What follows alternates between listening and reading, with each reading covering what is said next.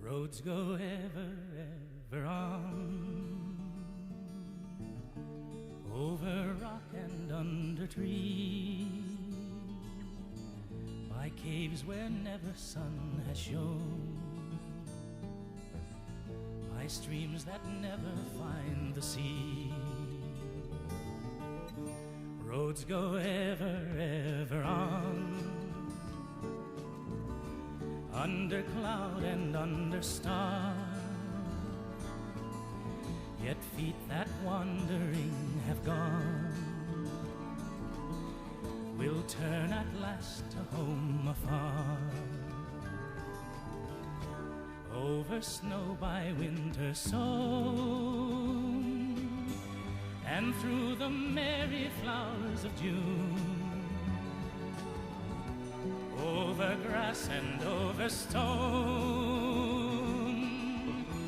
under the mountains in the moon, roads go ever, ever on, over rock and under tree, by caves where never sun has shone, by streams that never find, streams that never find the sea.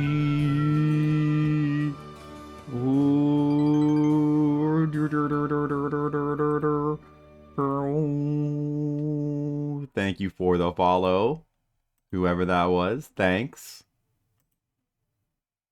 Now we play the sentimental music.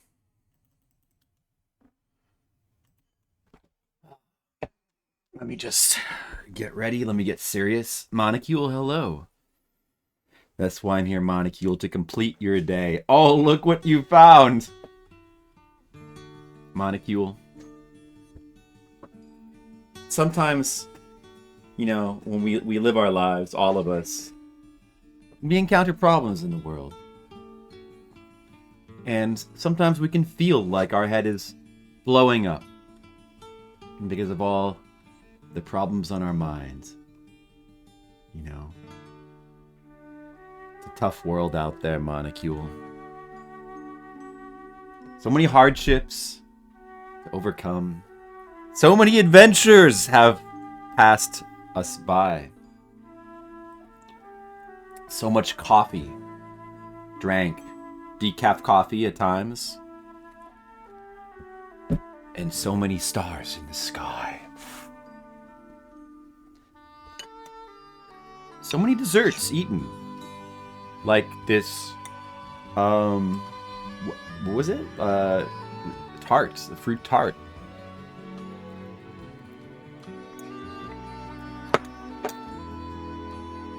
But you know, life isn't so bad. But you know, somewhere out there in the land, there is a flipsider that you can watch. Somewhere out there.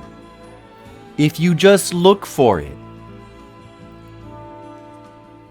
you too can find your very own flipsider.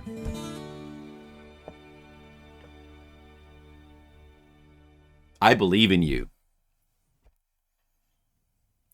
Oh, so beautiful. All right, guys. I've got desserts to eat. Oh, I went to the Japanese mall today, and I went to the Japanese bakery. I bought this fruit tart, and I brought this, and then I got this little cake, and there's a chocolate mousse on it.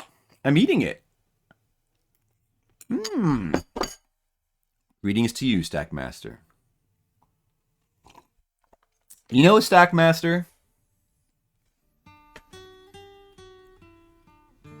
You know, out there in the world, there's a lot of stacks. And someone's got to master them. Stackmaster, a lot of stacks need to be mastered, but there really is only one master who can master the stacks. And that is you, Stackmaster. Stackmaster, sometimes when I'm sitting here eating my chocolate mousse and cake that I bought from the Japanese mall, I think to myself, I'm glad there's a master of stacks. So, you know, you got that going for you, Stackmaster, which is nice. All right, guys. Well, Monocule discovered. I had a surprise for you guys. Maybe games on VHS. You know.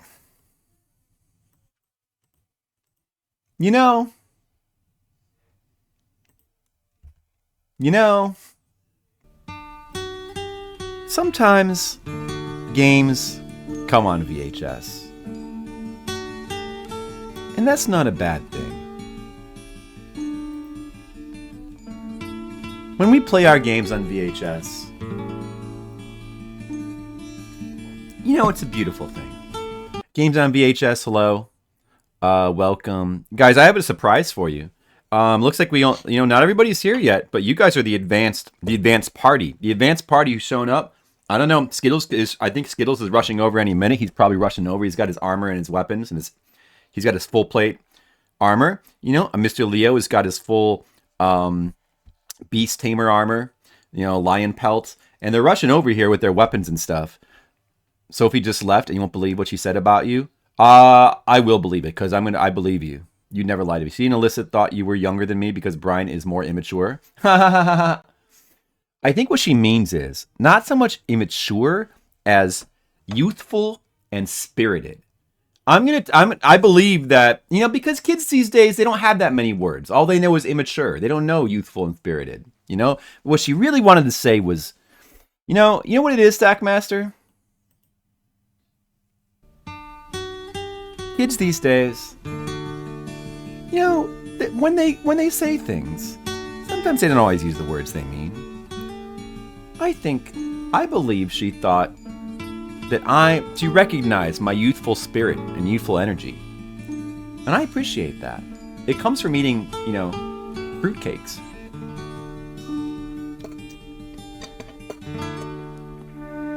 But do you have that youthful spirit, Stackmaster? Do you go out onto the land? That's a good song.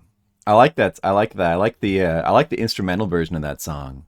Guys, I have a surprise for you. Look, it's a Weird Dreams emote. Oh my god, if Skittles were here right now, his head would be doing that. He would be doing that from the fact that I made an emote. I made an emote for this occasion. Asian Waste! Did you say you checked in while on the road and you already regret it? The road? Well, you know, Asian Waste. The thing about the road is, it goes ever, ever on. The road...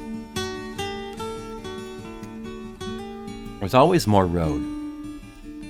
What did you play today, Stackmaster? Life Force and Dragon Warrior. Oh. Those are good games. You know what I've streamed both of those before. Very good games. Did you beat them? You have to beat them, Stackmaster. It's not enough to just play them. You got to beat them. You got to beat them in one sitting. But playing them is still pretty good. Asian Waste, please, everyone, let's all pray for Asian Waste. Asian Waste, please do not get into an accident. It would be a great waste, an Asian Waste, for that to happen. So please do not let that happen. Let Asian Waste make it home safely so that he can watch the rest of the stupid stream of me beating stupid games.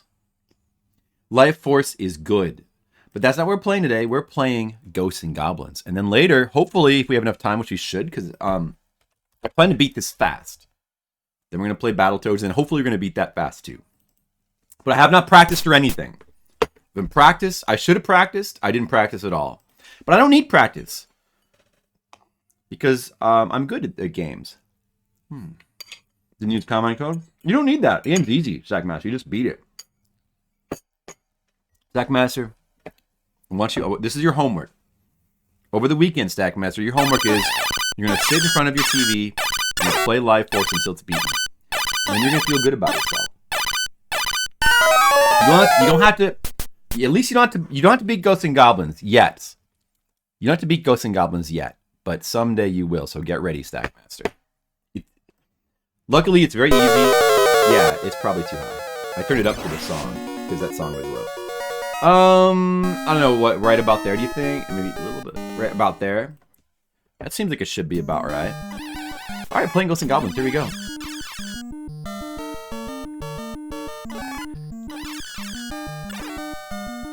That's okay, I didn't need that armor.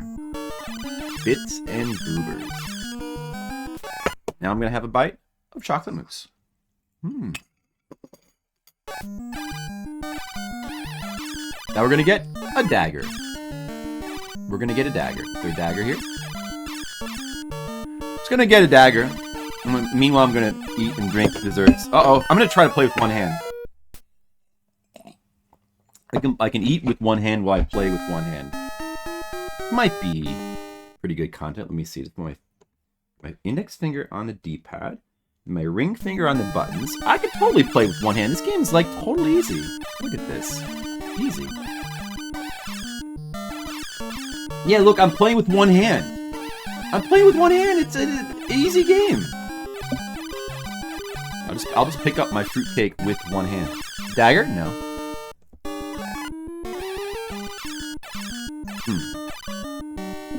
Now this is how you play video games. The Genesis version?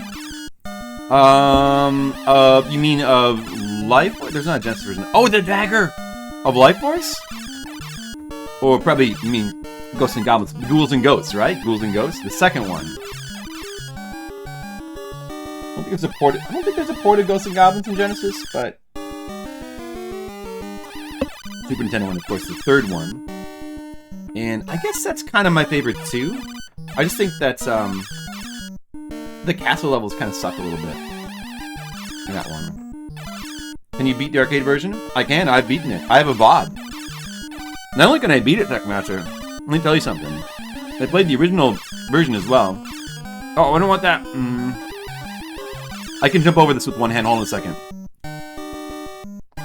It's not even What?! Yeah, I did beat the arcade version. I was stuck on. It took me like 30 hours or something. I was stuck on stage 6 for 16 hours trying to get past it. It was the original revision where the original version of the game, not the revision, where the bosses, the two Satans take 10 hits. In the revision, they only take 4 hits. And I think they took out one of the unicorns. There's 2 unicorns as well at the bottom of the level.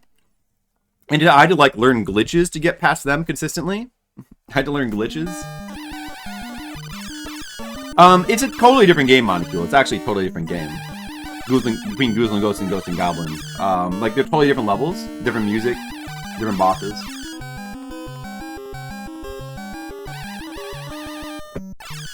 It's basically the sequel to this game.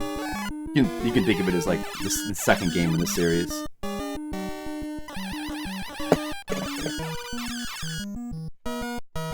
They're all good. There's basically 3 classic ones. Super Nintendo one I consider to be the third,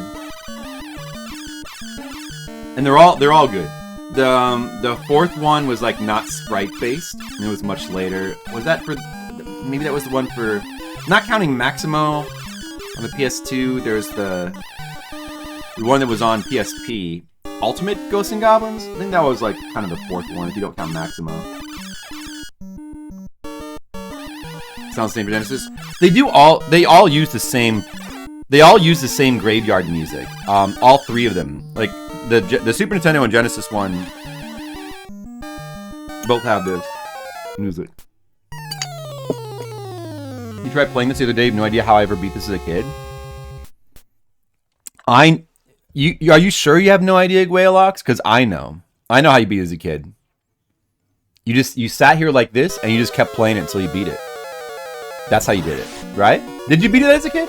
I actually never beat this as a kid. I couldn't get past stage 3. You know, the thing with this game, I'll tell you about this game. Yeah, the game, it seemed really hard as a kid. The main reason why this game seemed so difficult, and the reason I couldn't get past stage 3, when I could beat some other difficult games like Ninja Gaiden, is because I was playing like a massive handicap. We didn't necessarily always have the internet. We didn't know all the secrets to the game. Sometimes you did. You had the strategy guide. But maybe I didn't, or, you know, if you had, I got Nintendo Power. So I got some hits here and there, but I never had anything that showed the hidden armor locations. Do you know how important that is in this game? To know the hidden, like, it's extremely important. It's extremely important. It gives you a huge advantage. Try playing this game, like, knowing where the armor locations are. It completely changes the game. It makes it much, much more doable. Also, there's a hidden time power-up in Stage 2 that's very important to know about as well. Some of the hidden... You also need to, like, know the strat for the Red Devils. There's a strat for them. It's pretty cool as well. It's one of the reasons why the controls in this game are actually good is because they have unique features. Because you have the fixed jump, right? You can't move in midair. And because of that... Oh, I think I got the checkpoint there. Okay, dessert finish.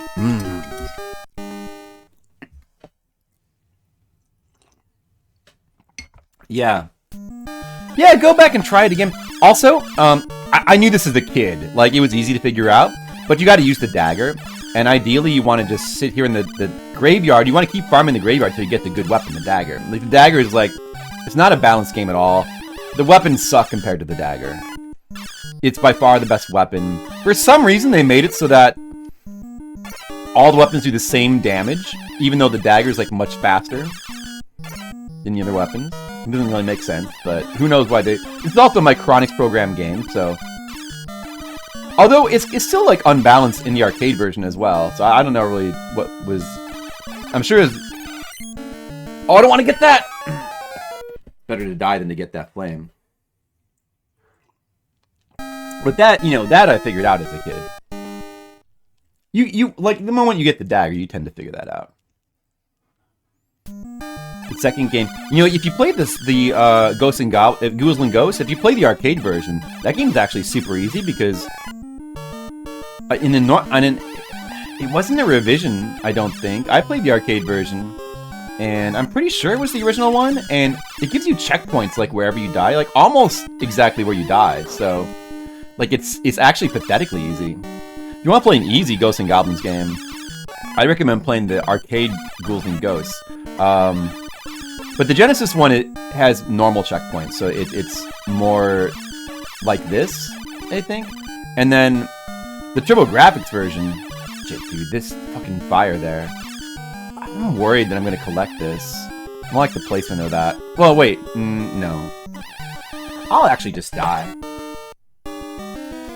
That scares me. I don't want to collect that. The TurboGrafx version of Ghouls and Ghosts has limited continues. That's pretty crazy. And then this game, the original Famicom release of this game had no continues. Makaimura, which is the original name of it, of Ghosts and Goblins, is Makaimura. Yeah, Famicom version has no continues. It's insane. And TMR has actually beaten the game Makaimura without using continues. Supposedly, that's the legend. But that was like before NESmania, it was a long time ago. And I might be interested in learning the quote so-called 1cc of this game as well one of these days. I don't know. It seems like I think I could do it. I think it would be pretty hard, but I think it might be kind of fun to learn to beat this game with no continues. I think that might be kind of fun. I might try to do that. Another fun challenge, like not unlike the Weird Dreams challenge. But this game is actually, it's not that hard. The difficulty of this game is overrated. You just have to know the strats. You have to know where the armors, and you have to know the strats. And nothing too major, just like a couple of basic strats. Some boss strats might help. You don't really need that much. And the stages that are the toughest, the roughest, are... Oh, there's you get a free armor there in this stage. That armor location is not really important, because you don't really get stuck on stage 1, but if you have no armor there, you just get it for free. That's pretty good. Oh man, I think that's not a checkpoint. Damn it, not again, dude. Fuck. Oh, it was a checkpoint. Good. Hey, Skittles. Skittles. I got a surprise for you, Skittles. Hopefully you haven't realized it yet. I have a surprise for you, Skittles. A surprise. Oh, there it is. Skittles, are you ready for your head to explode? I wanted to like string him out a little bit more. I wanted to make him wonder a little bit more about what it was, but that's okay. That's a surprise. There's a new emote! There's a new emote, Skittles, and I made it. I didn't even steal that from anywhere. I made that myself, Skittles. Dude, it looks pretty good, right? I just spent like an hour making that for the stream. For you, Skittles. I did it just for you. 2x4s? Oh, for the wait, what? The mold? Oh. Home Depot. Can you get a torch and a dagger for Arthur? You force me. No, Skittles. Feel free to make me another animated emote. I forget what were the other ones. The Weird Dreams one is the obvious one. It's like, after playing the game for 47 hours, you gotta have an emote of Weird Dreams. Alright. Stage 1 is very easy in this game. You could, if you want to beat this game and you haven't beat it, you can beat it. Anybody can beat this game. It's not that hard. But the really tough stages are stage 2, 3, and 6. And they will take some time. They'll take some practice, but you can do it. You just gotta, once you know the armor locations and you have the dagger and all that, it gets easier. It's really not so bad. But the arcade version's a whole different matter. The arcade version's actually much harder. So this is the easy version of the game. You play the American version, not the Japanese version. So you want to play this one first. And it actually plays pretty good for an early Micronics game. So I feel like Capcom probably didn't totally leave it to Micronics. It feels like Capcom probably did something and it had a hand in it. As far as you got, of course it is games on VHS. This is the wall, and this level right here with the big man building. It's probably the second hardest stage in the game. It's very hard. It's not as hard as stage 6, but it's very hard. Stage 3 is pretty hard as well, and then 4 and 5 are like not so bad. But then 6 is like the ultimate hardness. But this stage, it's just like the checkpoint's really early, so you have to do a long amount of stage without a checkpoint. And the timer's kind of short. That's the thing. That's the other thing that makes this stage like pretty difficult. So you got to learn to do it quickly. And these big men can be tough to deal with, but they're strats. So watch what I do, and maybe you'll be helped a little bit. And you got, oh man, you gotta deal. Oh, I forgot there's a guy in the bottom as well. Wait, I gotta kill this guy. I'm dead. I'll just die. You know what? I'll just die. Not quite at. I'm pretty good at this game, I think, but I'm not quite speedrunner level.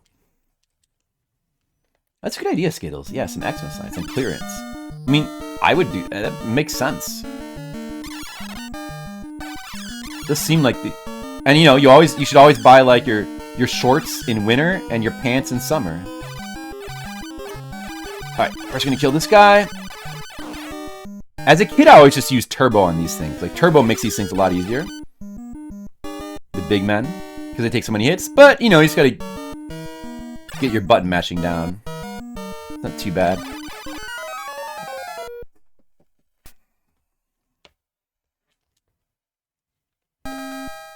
Okay, I'm gonna play seriously now. Alright, I'm glad everybody likes the new emote. And hopefully you guys will have some good usage out of that. Yes, the birds, try to get a feel for the birds. They spawn like every 3 seconds or so. Every 5 seconds maybe. Actually, I think this guy on the ground level, it's safe to maybe just ignore him. I think it's pretty safe to just ignore him. Do I usually ignore him? Maybe I do. So, what you want to do here is, before you go up in each floor, you want to make sure you go over here and kill the other big men on the opposite side. Because you have to deal with them on the way down, and this is going to make things a lot easier. So just kill these guys on the way down. Hopefully you don't get pincer attacked here by the guy that's on the left. Then you just kill him. Not the best at mashing butt. Just practice. First world, I think you could be really good at mashing butt. Uns. Mash, mash. If you smash hard enough, if you get, like, even if they get pretty close to you, as long as you mash good enough, you can probably deal with it. Now, I don't necessarily, like, to go up to the top floor, there's a couple things you can do. You can damage boost over the wall on the right to skip a little bit. Speedrunners do that. I don't really recommend you do that, though. It does save some time, but you're probably better off having the extra hit. The top left of this house, if you jump up against the top left corner, that's where the armor is. Very important to know. So that way, even if you take a hit coming up here, like going this way, and it's not that hard to not take a hit, but even once you practice it, but you'll probably a lot of times make a mistake. Oh, Yoko Kurama, what's up? I know you from Felly's stream. You gave up? Well, a lot of people do that. I gave up when I was a kid because it was so hard, and I didn't know the armor locations. Knowing the armor locations is a gigantic difference. It's the top left corner of this building. Perhaps you'll see me get it. Don't go up to the top. You don't want to make don't be on the top here unless you plan to do the damage boost, because otherwise you'll make a flame spawn in a very bad location. So don't do that. If you make a mistake coming up the building on that side, just go get the spare armor. That's a huge help. And then hopefully you'll have the armor coming down here. And then you're already mostly done with the stage. It's not that bad. And then over here, you have to deal with this stuff though. Help to learn these platforms. The red birds you can lure by them to go above you by just jumping. Oops! Oh, I thought I took a hit there. So right, is it? No, it's a little bit more to the right, I think. Yeah. I mean, the platforming is really not that big of a deal for the most part. Right here, you want to stand to the right of this platform, because that makes the time fall, and time is a really big factor on this stage. Otherwise, you're going to be very pressed for time. And that's the thing that usually makes people fuck up and die. A lot. A lot. The time actually might be the biggest issue. So, very important to know where that time bonus is. Sage, if you don't know where that is, it's very bad for you. But now you do know. So it's going to be no problem. Alright, and then this is the last jump. This jump here is a little, it's going to be, you want to be careful. Just want to be careful, that's all. But as long as you jump from the top of this, it's fine.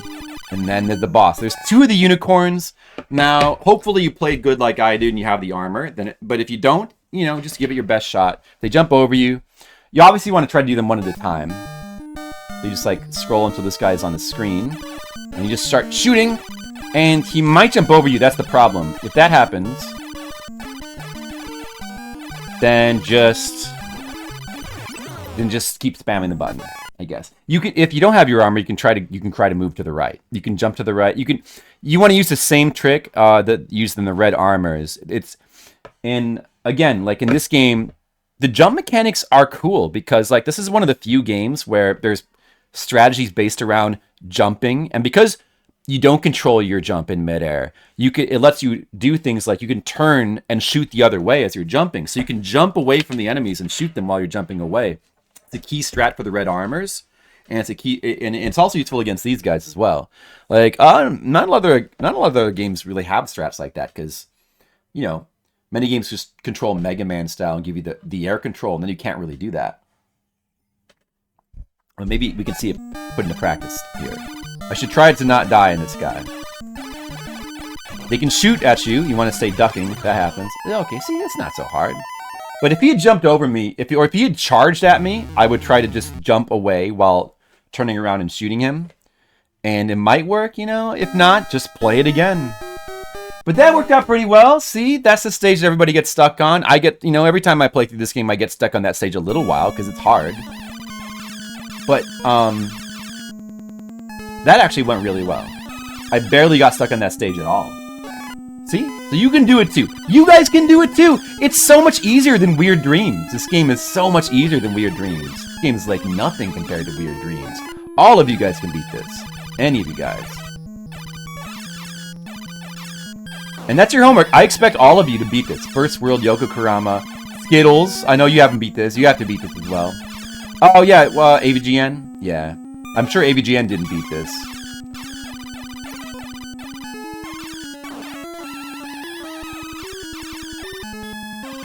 But you guys can.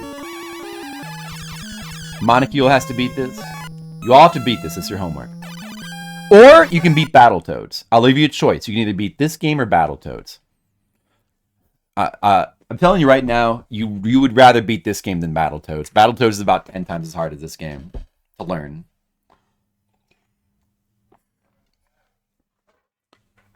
You beat what you want, when you want, who you want. I want to put that in Skittles quotes. Your Switch lives rent-free in the back of your head. All right. Remember, save state's not allowed. You get to play natural. You get to beat it like we would back in the day. All right. Now this guy. These guys, this stage is pretty hard as well. Like this part, the Blue Labyrinth. Especially, I never got past this as a kid because I didn't know the armor location. I think there's actually two, but I can never remember where the other one is. But anyway, if anybody remembers where the other armor location is, tell me, because I can't remember. But, yeah, so the turnaround shot here is all about that, and you can bait some of these guys.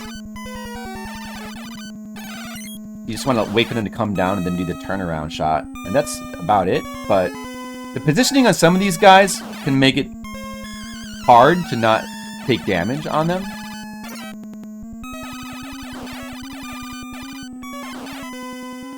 I mean, I'm just trying to, you know, enhance your satisfaction. You're not going to be satisfied if you cheat to beat the game. You got to beat it without cheating. I know you can do it. I believe in you. This guy, I think you can despawn this guy sometimes. If you kind of like jump, shoot, and then run away.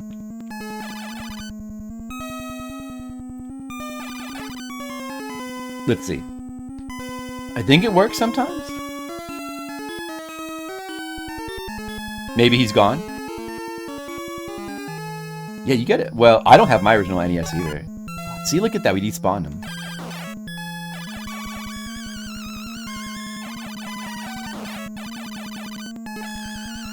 Save states. But, like, don't use... counter argument. Don't use save states. Like, why even bother... you can use save states to practice. But, if you're practicing, that's one thing. But, like... Just watch somebody else play through it, if you just want to see the content.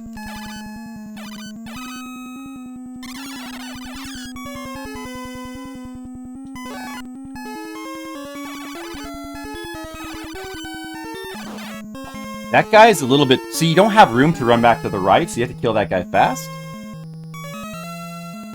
So, but luckily we did. The armor is, the first armor, or one of the armors is right here. I think it's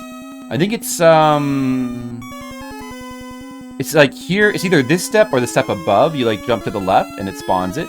So I've actually, by doing that with the armor on, I've actually destroyed the spawn. Because if you touch this part where the spawn is while you have armor, it's gone. Like if I were to get hit, but it doesn't matter because once I jump down here, you can't come back anyway.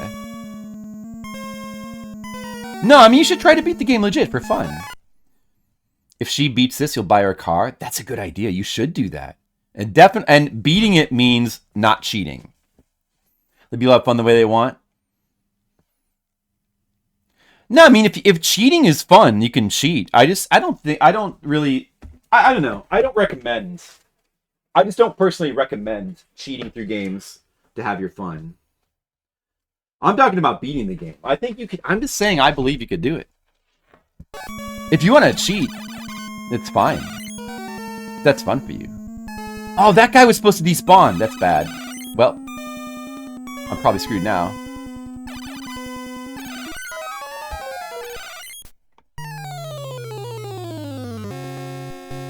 Thanks for allowing me to play through Weird Dream Skittles. Oh, also, the problem with this game, it's very easy to continue fail. You gotta go down to hit select every time. Well, it's probably a consequence of the game, in the original Japanese not having continues. And they, added them in hastily. You should. Guelo, you should beat the game, and then you should make your daughter beat it, and reward her with a car. Don't say if it's toy or real. No, you should buy her a real car. I think it would be worth it. Maybe a Hot Wheel.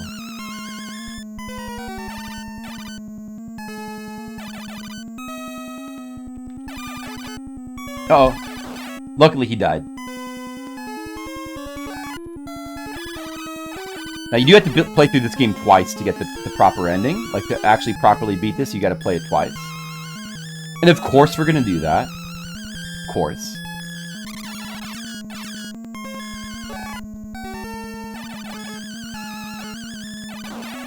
Ooh, that was pretty good. A medical stroke? Stroke-friendly content? Well, I try to have stroke-friendly content, of course. Because, content for everybody here. Ooh. Alright, if you get this, you become a frog. I'm a frog now. I do not... Oh! Oh no, I got the torch! That's bad. Now I'm a frog with the torch. Well, we'll just have to use a different weapon for a little while. I mean, it's not like we can't continue to make progress with the torch.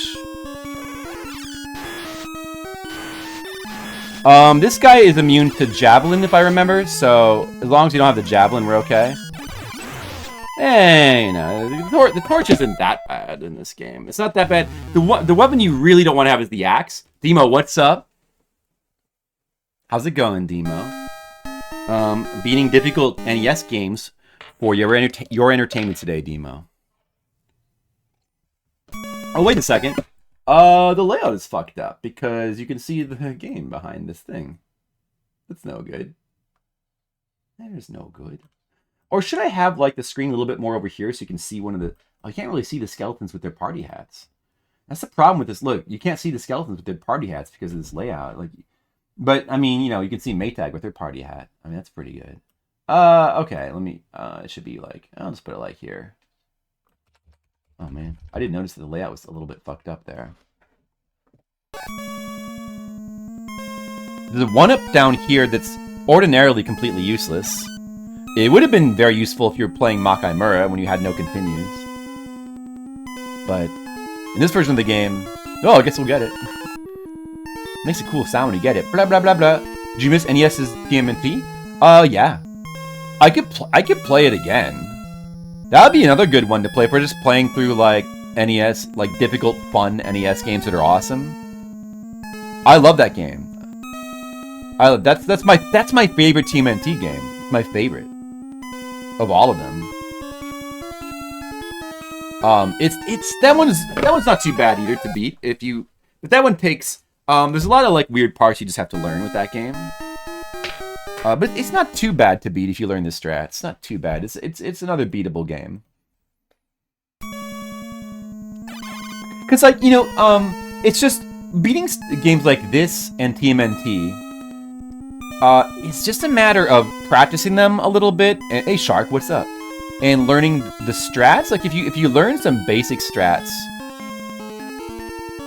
like you just kind of learn what to do in the tricky parts of the game. You could probably, like, if you're an average video game player, you could probably beat this or TMNT, and like, I'm sure you could beat it in under 8 hours. Any of you guys, you could beat this in under 8 hours.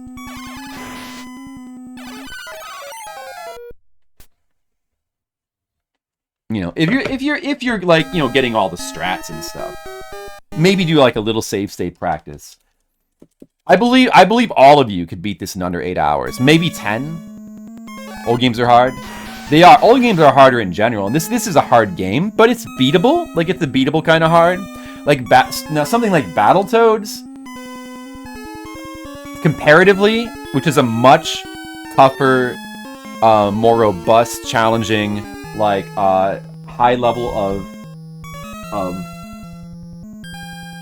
dexterity required, and extremely difficult execution in some of the later stages. And no continues as well. Like something like that, probably you guys would, average gamer person. That's like 30 hours. I think I would like to say 30 to 40 hours. And some people could do it much faster, but and that's also with looking maybe at videos, like looking at strategies, and with some help too. Like, the harder games are going to take... But something like this can be done... Like, any of you guys could do this in 8 hours. Like, it's hard, but you could spend less time beating this game than you could, like, playing through one chapter of, like, a modern RPG or something, So, it's all a matter of perspective. Alright, I don't have any armor for this guy. Probably could beat him, though, maybe.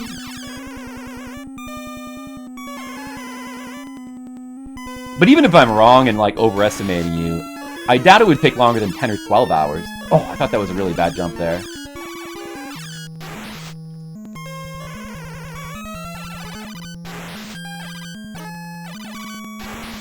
Oh no! Oh no! But yeah, when we were playing this one, don't worry about it. When we were playing this game as kids, it's totally different because again, like if you didn't know the armor look, if you like this game without if you try to beat this and you like put some sort of challenge on yourself where I'm gonna beat it without getting any of the hidden armors, like I'm gonna play all the stages without the hidden armors and I'm only gonna have the 2 hits for every stage, it's gonna easily double or triple your time probably trying to finish this. That's how much of a difference it is what I'm saying. And the arcade version is quite a bit harder as well. Even the revision is probably... That tones down level 6 is probably... Even with that, I think the arcade version is probably quite a bit harder than this. The arcade version of this game is pretty brutal. Some people like that. This is a Micronics port of an arcade game. So it's a little bit janky, but it's actually fairly solid for a Micronics port of this era. There's some other games like Athena, which is, is a legendary bad game. Like, I don't know how many of you guys know. Oh, the motorcycle stage in Battletoads? Yeah. The funny thing is people think that that's some sort of difficulty spike, but it's really a plateau. It's really a mountain. It's like every stage after the motorbike stage, like that's just the beginning of where the game starts to get hard. Every stage after that is harder than the bike stage. Every stage gets harder. None of the stage, maybe the surf stage is a little bit easier, but otherwise none of them ever get easier again. The snake stage is like way harder than Turbo Tunnel. And the elevator shaft is really hard, and everything after that is a whole nother level of hard. Like the Turbo Tunnel's relatively easy compared to the last 4 stages in the game in Battletoads. That's how you have to understand what you're up against. we're probably okay with the torch. The one weapon we really don't want to have is the axe. The axe is easily the worst weapon in the game by far. It's really, really bad on anything that takes multiple hits because it goes through enemies. So it takes forever to get another axe. Like, in fact, it's just not even workable. Like, using the axe on things like the big men, it's just not workable. Like, you just can't. You have to get another weapon. You just can't get past them. You can't kill them with it. Like the axe. And then to top it off, dude, the goblin just dropped a dagger. Oh my god. I don't know if I've ever seen that happen. Like, I know it was possible for them to drop daggers in these stages, but it's so rare. Okay, definitely do not get this axe here. That axe is such a bad troll weapon. It's just a troll drop there. Yeah, also the axe. The bosses to this stage and stage 6, the Satans, are immune to the axe, and it gives you it drops an axe in both stages. Like, it's unbelievable. That's the most troll thing about this game, aside from having to play it twice, I guess. Yeah, dude, try beating it again. It's beatable. Like, it's not that bad. It's just a matter of whether it's worth it to you if you want to. But I think this game is pretty fun. I think it's cool. There's something about it. It's just kind of cool. There's actually a spare armor here. This is one of the spare armors that like you always get.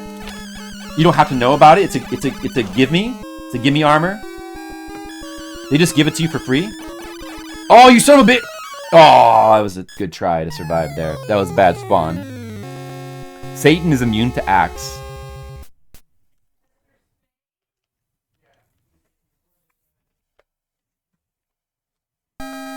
Yeah, the axe has got big problems with Super Ghosts and Ghouls as well. It's too bad.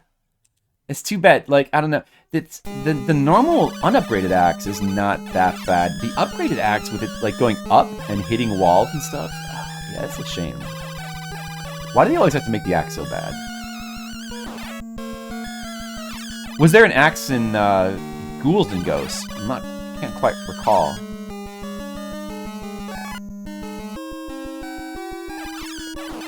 Oh. Oh. Tricky. Oh! Damn them.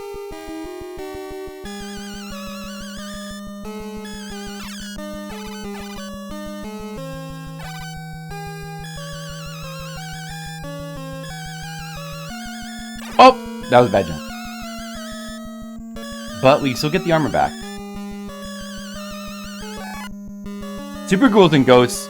I've beaten all the Ghouls and Ghosts games. I've beaten Ghosts and Goblins, and then I've beaten arcade Ghouls and Ghosts on stream. I haven't beaten some of the tough ports of Ghouls and Ghosts, but I beat Super Ghouls and Ghosts on Super Nintendo, which is really hard. Of all the 3 home ports of the standard home ports of the game, it's probably the hardest because Super Ghouls and Ghosts isn't actually that bad until the second loop. But having to beat the 2, whatever they're called, Beelzebub Satans, stage 7 with the Goddess Bracelet is really hard within that time limit. The time limit makes. Dude, come on! Oh, maybe I could have just ignored that thing and it wouldn't have touched me. I don't know. The Tri-Blade. Yeah, the Tri-Blade. Trying to remember. Some of those actually have good spells, though. I'm not sure about what the Tri-Blade... It's interesting in Super Ghouls and Ghosts because all the weapons have 2 forms and they have the spell as well. And some of the bad weapons have pretty good spells. The Scythe is actually not... The Scythe seems like kind of a bad weapon, but it does do double damage in its upgraded form. And it has a really good spell, so sometimes I try to use the Scythe for fun. It's an inferior... It's not the best weapon that you want to use, but... But, well, it's kind of cool that there's... Not necessarily like an... Dude. Oh. Hold on. Kind of, I mean, it's kind of cool that in Super Ghouls and Ghosts, it's arguable between the dagger and the crossbow. I mean, speedrunners I think all use the dagger, but the crossbow's got a lot of merit if you're like playing Super Ghouls and Ghosts more casually because of its homing capability. It has a pretty terrible spell, but it does have some good utility use. If you don't know the stages very well, it reveals chests. That's kind of useful if you don't know the stages that well. If you do know them, it's useless, of course. So there's the There's the armor. This is one of the 2 armors in the game that aren't really hidden because they put it on the elevate, the little platform. Oh, that guy. Yeah, that guy just does that sometimes. He just sometimes appears out of that wall. It does get a little glitchy, especially in stages 5 and 6. It is the Micronics game, after all.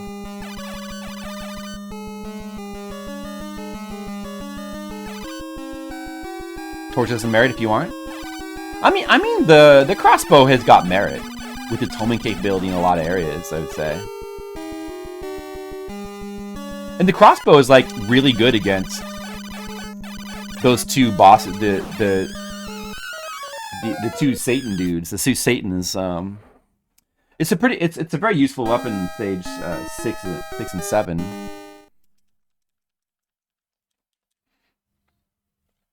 If you're playing casually, there's a little bit more variety to what you can use in Super Ghouls and Ghosts. The spells add some interesting dynamics to it as well. I'll just die.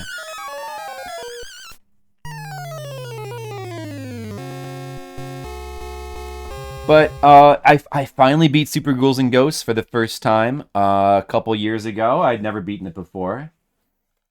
I'd never gotten past the two Beelzebubs at the end of stage 7 with the timer and like the goddess bracelet and all that. But I finally did it. Hey, let's see if this bullet kills me.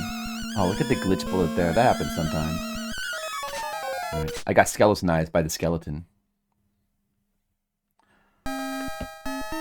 And I was playing on normal difficulty as well. And what I found out when I was like seriously trying to beat Super Ghouls and Ghosts for real is that ordinarily, if you're playing the game, especially on lower difficulties, the only thing that difficulty seems to affect in Super Ghouls and Ghosts, very strangely, is the continue system.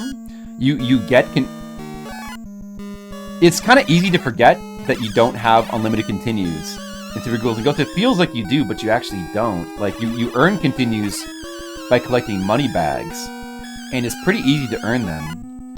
So it can feel like, you know, but when you get to stage 7, suddenly your continues start to like gradually melt away. Like you're not collecting money bags fast enough.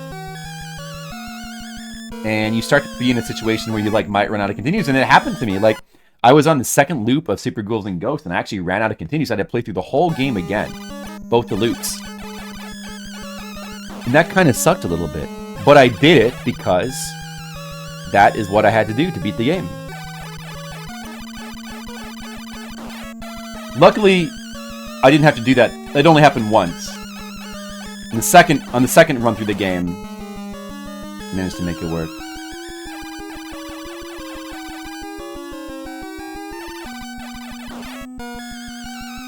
I'm gonna get my armor, my free armor, my favorite kind of armor. That guy's already there. He's not glitching out of the wall this time.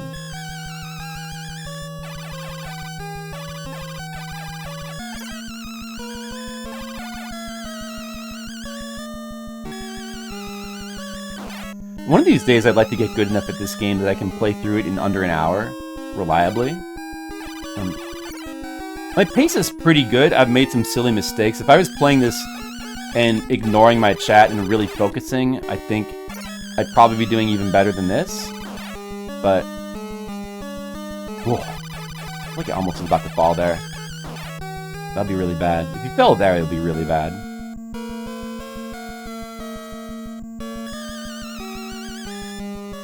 I've played this game quite a bit. I think I'm reasonably good at this game for a casual. This guy, pretty easy with the dagger.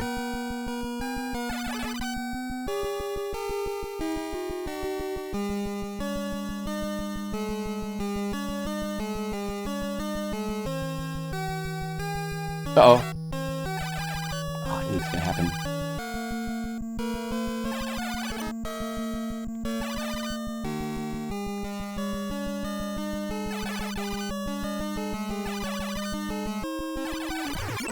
Okay, well, we got him. It's fine.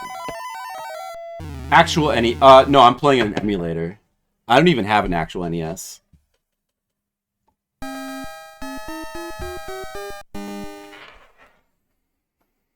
I don't know too much about streaming from old consoles like that.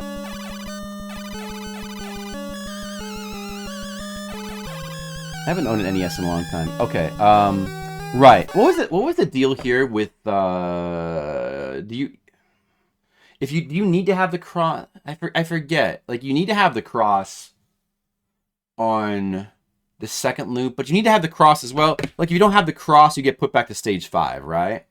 Is the thing. And that's for both loops, right? So I do have to switch to the cross. But we can keep the dagger up until we beat the boss. We can keep the dagger till right before the boss. Then we have to go back down and get it, because you can't... The cross will disappear after the boss is defeated. But you can go down right before the... You can, like, come back for it. Right before... Like, if you have a good run going. Pretty good pace. Yeah, I mean, it's... For a casual run, this is definitely a good pace. But I like to be a little bit better.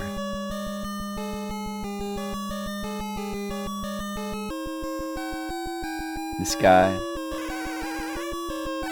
There's where the cross is. The strat for this guy, very simple. You pretty much, as long as you like mash hard enough as you like doing the jump away from this guy, you should be able to kill him in 2 cycles without too much of an issue. The secret armor is here. You have to jump. I'm not going to do it. I'm not going to touch that square, but you have to jump to the left right here in this spot, and that makes the secret armor appear. And then we'll save that in case we need it. We'll try to. There's a torch that we definitely don't want to get.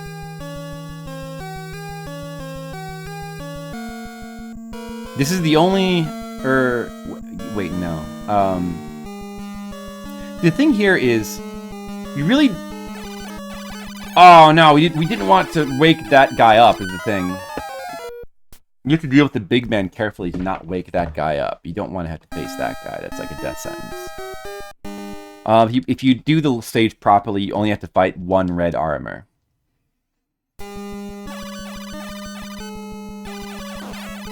And although we do need to switch to the dagger, we can wait to do that until we've hopefully cleared most of the stage. This is the hardest stage in the game, because of all the, all the bosses and stuff.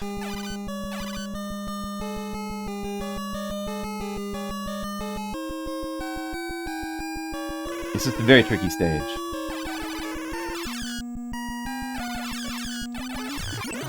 And the cross is spawned by, like, running here somewhere. Oh, yeah, there it is. Alright, now I'm going to get the hidden armor. You're going to get to see it. You just jump here. There it is. Got the armor back. What a difference that makes. Imagine if you didn't know that was there. The stage would feel so impossible. I got the torch. Dude, I lost my dagger. We may as well go back and get the torch. If that's going to be the case. Man. Usually you don't mess up like that. And I've messed up my weapon twice. Awkward.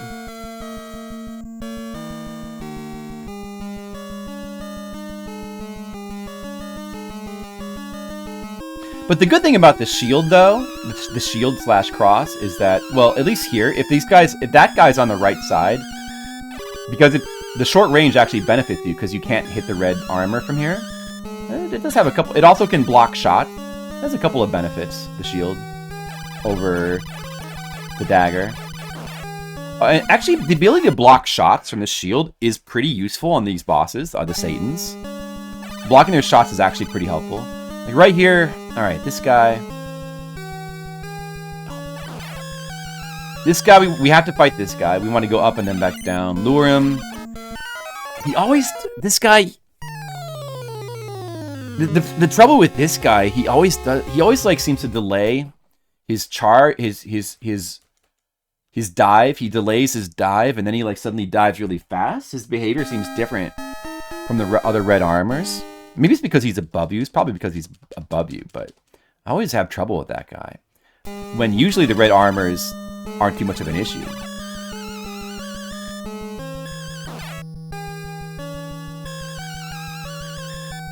Let's see. This guy... Now, so this guy is, I believe, invincible to the cross. We can't use the cross on the unicorn. That's why the javelin is there, so you can switch. And the arcade, by the way, does not have these immunities. The immunities only... They put the immunities in the NES game for some reason. I don't know why. They're pretty strange.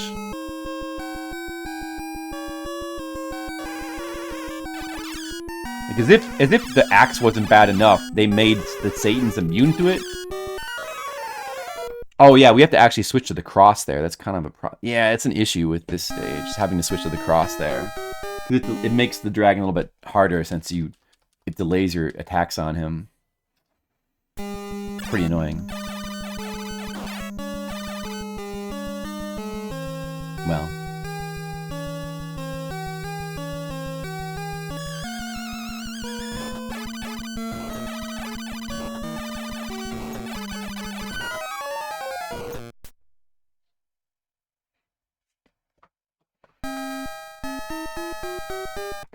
How's everyone's weekend going? Is everybody having a good weekend?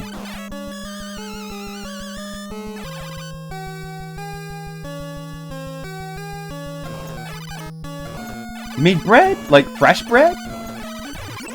Oh, if you made fresh bread, that's pretty awesome.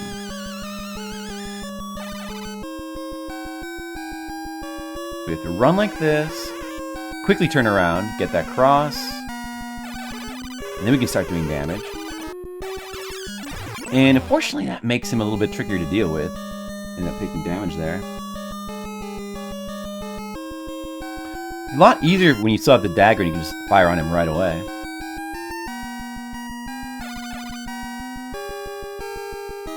But we do need the cross to get to stage 7. Otherwise, completing the stage puts us back to stage 5. There's a little message about like being trapped by Satan. See, the cross is actually not a bad weapon here because you can it's ranged just perfectly that you don't hit this red armor. So the cross is actually not a bad weapon here. In some in some circumstances. You will start with grain and millet. Wow. That's crazy, Molecule.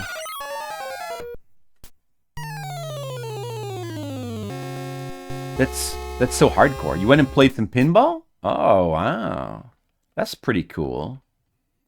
Yeah, there's this like pub we went to a while back that had some pinball machines that were pretty cool. They had some, they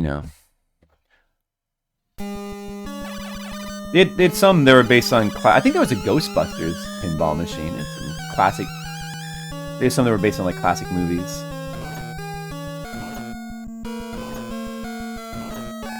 Wait. Oh, I guess I need to die because I missed the javelin.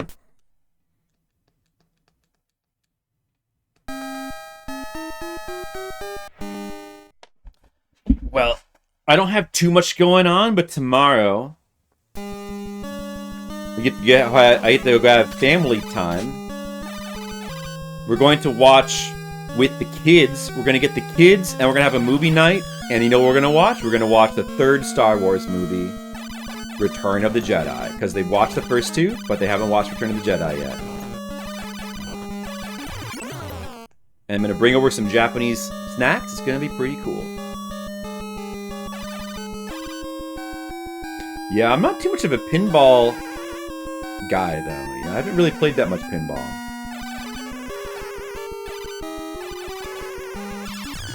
Hey, there we go. That was a good fight with that guy.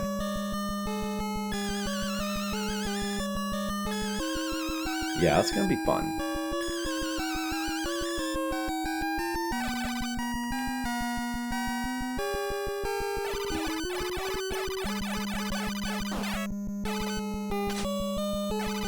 Let me see if I can not take damage from this guy for a change.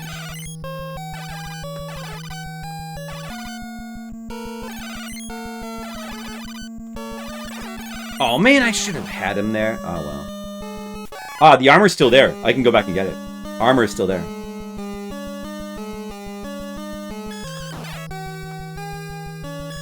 Let's get it. Let's re-armor ourselves. Oh no! I got locked into ducking position for a second, so I'm fucked. I think most people aren't that good at pinball. Pinball is pretty tough to learn. It seems like it's pretty tough to actually get good at it. You gotta do like the tilting stuff. You gotta learn how to like delicately do that and stuff like how to hit the ball with the flipper and delicately hold it, hit it at the right spot or whatever that they do. It seems pretty hard. Is it as hard as Ghosts and Goblins? I don't know. Probably harder. Whoops.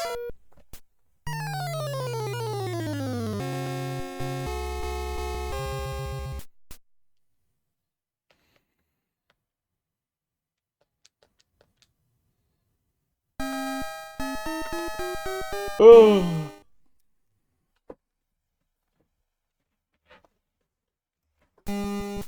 I went to the store. I bought a new bottle of rum. So later on we can have some alcohol. That might help when we start to play Battletoads. Yeah, I think it's a whole different skill set, pinball. Pretty different from being good at video games. Maybe there's a little bit of crossover, hand-eye coordination and all that, but kind of a different skill set.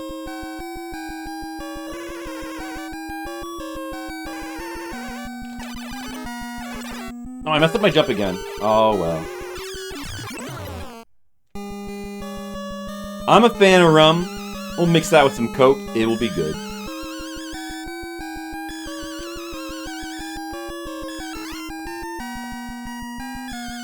It is Admiral Nelson indeed. The best rum. The finest and the cheapest. Admiral Nelson.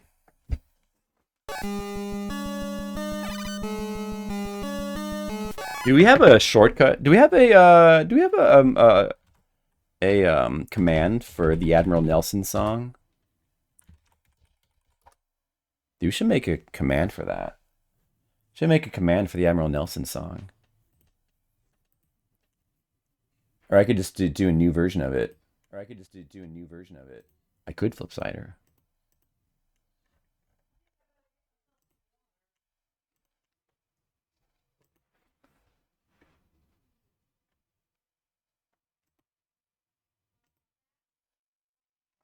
Let's look for the Admiral Nelson song real quick. Popular clips. Birdman in the Sky. Oh, I didn't see that. What's that? You guys want to look at some clips? Did you know there was a Birdman in the Sky? Oh, wait. What are they... What? Where? Oh! Yeah, there is. There's a Birdman in the Sky. What's he doing there? Oh, yeah, there is one in the sky. Look at that. Mr. Leo, look at that. Mr. Leo was a Birdman in the sky. Look, he's in the sky. I didn't see that clip before. Mr. Leo, hello. I was just playing Ghosts and Goblins, and I bought Admiral Nelson. And you missed it. I ate desserts. I ate chocolate mousse on like a swirl cake. It was good, Mr. Leo. It was good. The Birdmen are not good mechanics. Okay. I was just gonna look for a clip real quick. Top all clips. Let me see here. This is a clip that I wanted to. Wait. All-time clips featured. Wait. These should be all the clips, right? Wait. Why are these not sorted? What? Oh, these are sorted. Oh, okay. I see. Those are the feature clips at the top. Admiral Nelson. Hey, Mr. Leo. I want to welcome you to the stream again, Mr. Leo, on these times of celebration. And I want to ask you something, Mr. Leo. Would you like a surprise? Mr. Leo, how would you feel about having a surprise? Should we look at some classic clips? Maybe I should finish a loop first.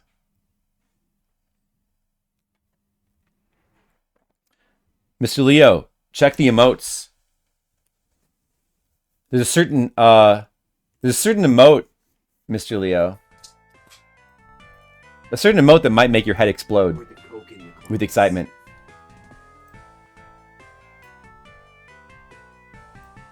Oh, look at that. What do you think about that, Mr. Leo?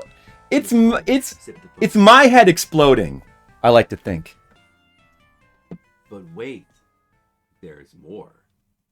I also have a bottle of The finest Admiral Nelson. Wrong. The finest and the cheapest.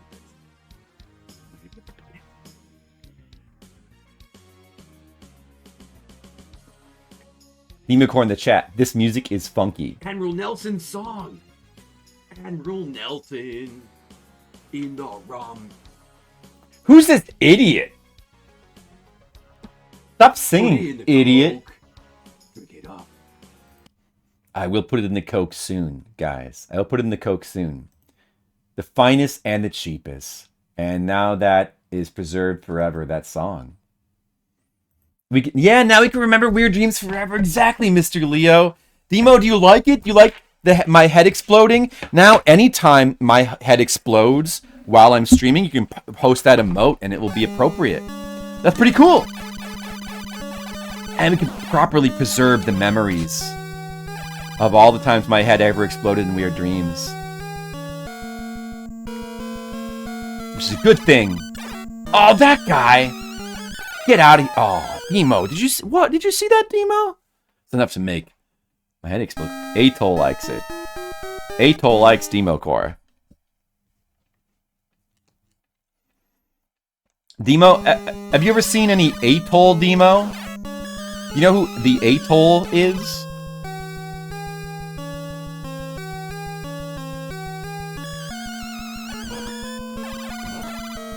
You're not sure you want to know? Well, Demo, you're about to know. I'm going to tell you. The Atoll is a YouTuber with a channel that's devoted to... Guess what movie he's devoted to, Demo? And his channel's entirely devoted to one movie. And that is Kevin Costner's Waterworld. Yeah, his entire channel revolves around Kevin Costner's Waterworld, Demo. It's true. Like, let me show you, Demo. These are things you need to know. Okay, I believe that no, in this case, no means yes. I'll show you. That means I have to show her. Okay, that no means yes in this case. I know how it works. Okay, don't worry, Demo. I'm going to show you. I mean, you're going to be enriched by this information. It's very interesting. The Atoll. The canceled PlayStation 3DO Waterworld game. The Atoll. Random Waterworld collectibles. The Atoll. How Waterworld became flooded. The Great Deluge. The Atoll. The floating city of Waterworld. The Atoll. The D's of Waterworld. Look at all this. Look at all this. Oh yeah, you're being Waterworld assaulted for sure, Demo. But in a good way. The music he plays is so good. Man, I hate that YouTube now is like so laggy. Hello and welcome to the Atoll. Oh, it's the worst. Home for Waterworld fandom. But the Atoll is great. That's where that emote comes from, Demo. Dive video. We will be looking at everything we know about the smokers. I forget which video that comes from. From how the giant or what he's looking at. Were created and brought to life through the now, see, the Atoll himself is not in this video. You need a video where you can see the Atoll. Maybe it's one of his later videos. 2 months ago. This one might be good. Is looking at Macaw's Waterworld game. I'm not sure if that's actually true.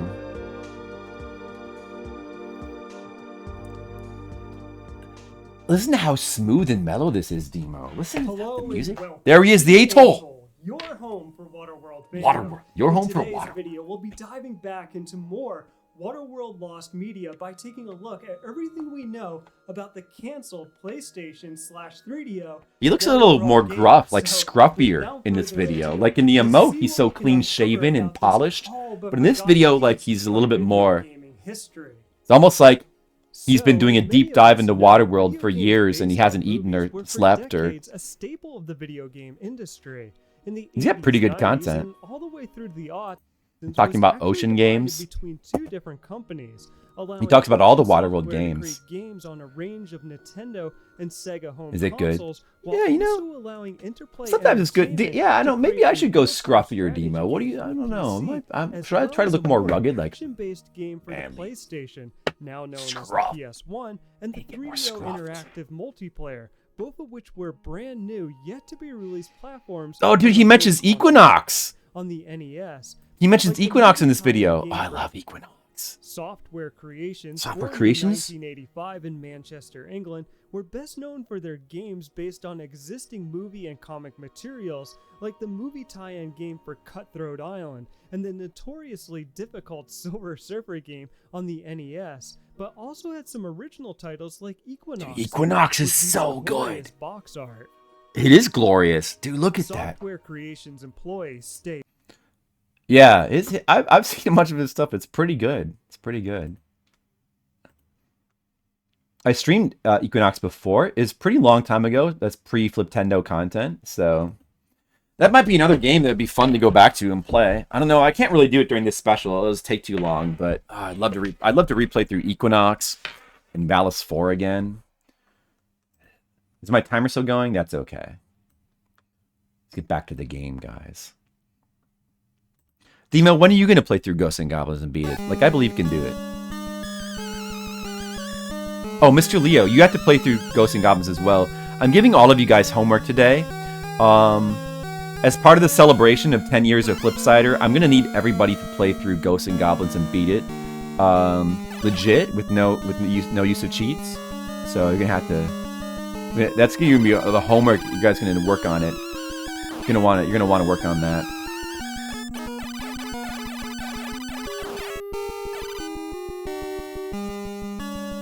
I don't really... You're talking about facial hair, Mr. Leo. I don't really like it either. I've never liked the way it felt. But I guess it's a thing you just have to get past. Like, you have to get used to it. Like, it's almost like there's a facial hair barrier. Like a barrier... Like, at first, it feels awkward. But once you get past... Once you break the barrier of your facial hair, once you get into the phase where you're used to it, you just have to break that barrier. The beard barrier or whatever. Right? Play this game? Oh, I kind of remembered that, Mr. Leo, yeah. But you didn't beat it though, right? It's not too late, Mr. Leo, you can do it. Yeah, the beard barrier. Like, everybody's got a beard barrier. You don't want homework, Monocule? Well, it's good homework. You know, back when you were in school, sure, you didn't like homework, but now that you're an adult, you realize the true value of homework and how good it is to learn things. And that's why you are so... Now you have a different attitude, Monocule. Now you're excited that you have homework to play and beat Ghosts and Goblins. Something to look forward to. Like, two of these guys, I'm going to try doing one at a time. The shield actually is pretty helpful on them because I can destroy their shot. Oh, that's a bad jump. But these guys aren't that hard anyway. So it's probably going to be fine. Should be fine unless I fuck up. See, being able to block their shots is actually really, really useful on these guys. I actually think the shield is a good weapon. The main thing we need to watch out for is accidentally climbing down a ladder and then taking damage because of that.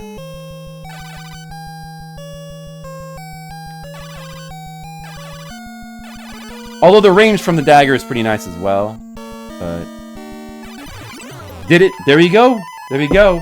First loop of the game is...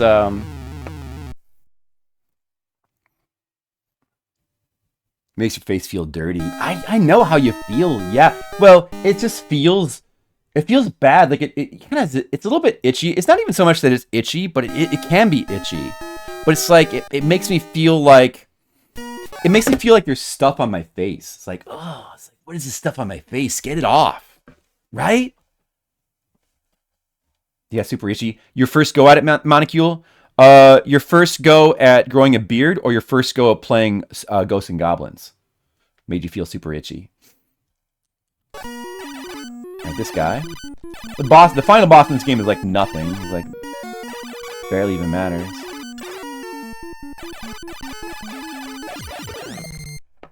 Very, very easy. This room is an illusion and is a trap devised by Satan. Go ahead dauntlessly. Make rapid progress. What could that mean? Oh no, I've got a bad feeling. Oh, jeez. Back to stage 1.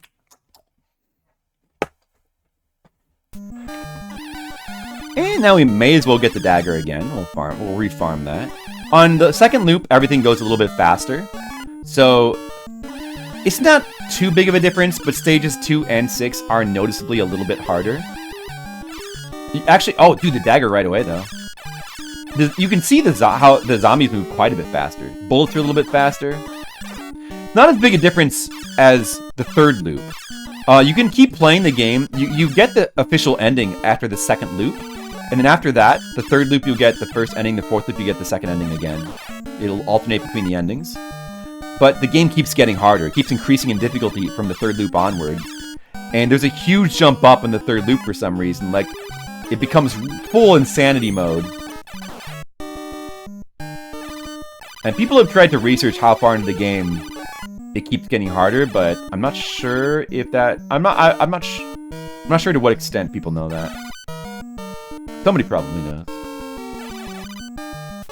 I wish you could too, Skittles, because then you would become so wise like Gandalf.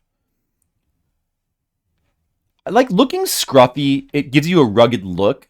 I think I might look good with that scruffy look, but I don't like the way it feels. Yeah, it does feel a little bit itchy. And it makes me feel a little bit bitchy. I don't like that.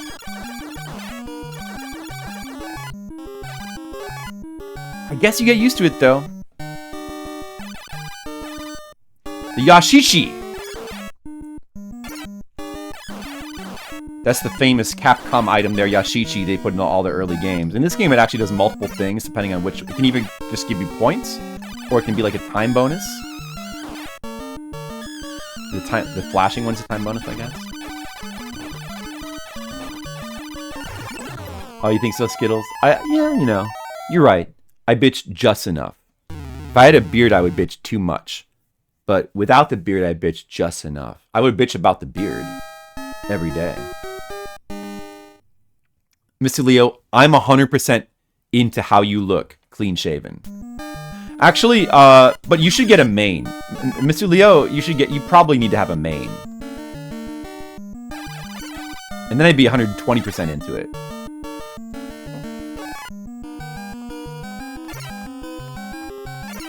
Oops. There wouldn't be down here. Apologies. Oh, I made it. Go 1 month. I've tried before. I don't see the point of it.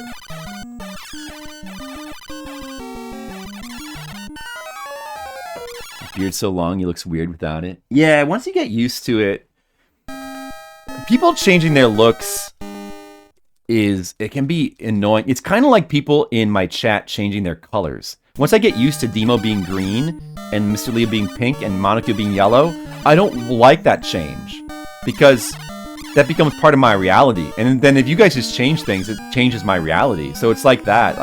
If I'm used to people having a beard, I don't want it's very inconsiderate for you to just change my reality like that by just shaving your beard. It's not considerate to me. I think if you're going to shave your beard, you should go around and get everybody's okay first. Is it okay if I change your reality by shaving my beard? You know, just to be considerate of others. The birds are faster, so as a result of being faster, they spawn faster too. The birds are kind of the big issue here. Now that makes this a bit. The big men feel like they don't really act differently at all, but. The birds are the larger issue here in the second loop of this stage.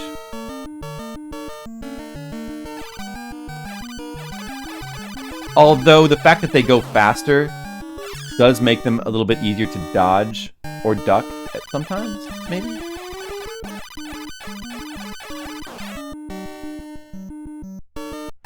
Yeah, exactly, Demo. Who's this stranger in my house? That's how I'd feel. If I had a rapo and he had a beard and he suddenly shaved it, I'd be like, who is this stranger that I'm married to? That's what I would say. And then he'd probably be like, but Flipsider, I thought we had a manly love together. I'd be like, no, not without the beard. Because he would call me, that's my name in real life, he would call me Flipsider. I mean, that scenario, my name in real life would be the same as my stream name, Flipsider. I would have changed it, of course. Yeah, I have a one-sided view. I'm being considerate, but it's well considered. It's a one-sided but considered view. I put a lot of consideration into being considerate. traumatizing? You think so, Mr. Leo? I don't know about... I always thought he looked kind of handsome without the beard. I thought he looked okay. He looks much more youthful without the beard.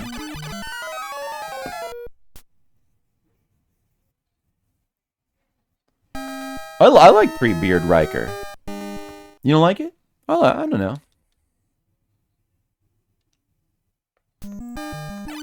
Yeah, you're right, Skittles. We all can't have our own Rappo. There can only so many Rappos to go around. There's like, at most, there's like 10 or 20 Rappos. So you gotta make do with whatever Rappos you happen to have.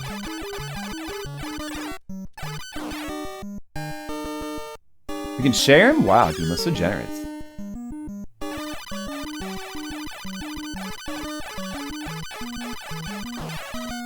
Alright. We'll get a little bit more lucky now. Oh, okay. Alright. Not bad. Oh, that almost worked. I should have shot that thing, or maybe ducked instead of jumping.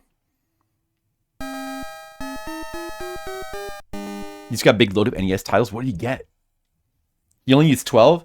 Is he trying to get the full collection too? Yeah, stadium events. That's... I feel like stadium events shouldn't really be necessary for full... Isn't stadium events... Stadium events is just... It's just like a European release of an American game. So, like, it shouldn't even be considered a part of an official... If you're just going for American NES games, it shouldn't even be considered, I feel like. It's not even an original European game like Lion King. So, I don't know. Aside from the fact that it had a big news story devoted to it, I don't know why, like, everybody feels they need to get stadium events. Or maybe there's something I don't understand about that. This is the second loop, yes, Demo. Mr. Leo, I mean. I don't know why I jumped there. Oh, well. Oh, Panic Restaurant? Yeah, it's a little bit expensive. Beatles only needs stadium events. Wow. Wow. And why do you need stadium events anyway? Just because people say that you need it? Because you're only collecting American games, right? And stadium events, I thought that was like a European release, right? It's European, isn't it? The different name. It has a different name in the American version, I think. Well, not going so good.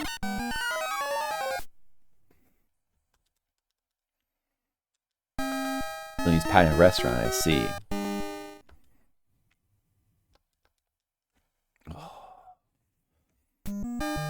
Man.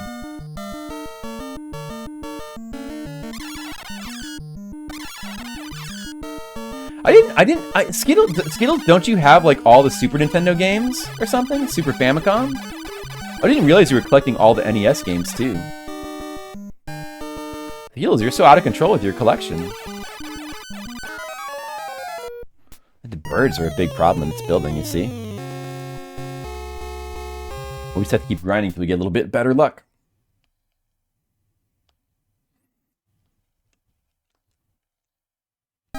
It had an official US release that was pulled almost instantly, but it's a distinct SKU. So because it's a distinct SKU, is that what it is? So it was an American version. There was an American one. Oh yeah, okay. Alright, I see. I guess that makes sense. For Super Nintendo, you're at 312, but you have all the Super Famicom. It's already so many games. How many games is that? Not really actively collecting the Super Nintendo ones. Probably. Oh, you were trying to... Did you switch over to collecting NES?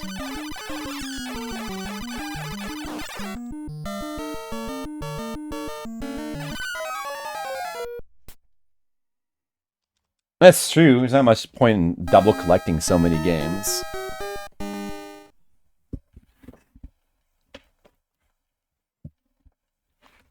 Master System? Have you played Master System games though, Demo? Oh, she went away. Mostly done with collecting. And I haven't even started. And I probably never will, I guess. Not much of a collector.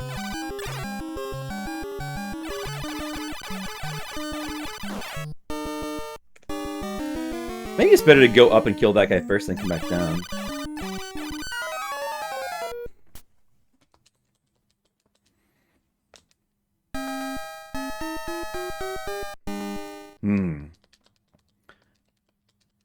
I mean, not only am I not collecting stuff, I'm even like, I've been starting to sell some of my older stuff just because I don't feel like I really need it. Like, some of my old PS1 games.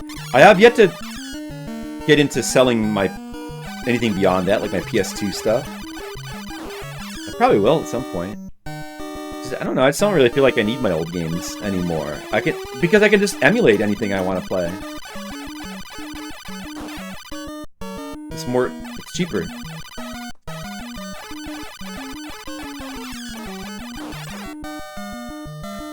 I could see the appeal if I had money to burn of collecting PS1 games, but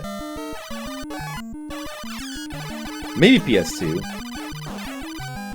I still own a bunch of PS3 and PS4 stuff. It's behind me, right there.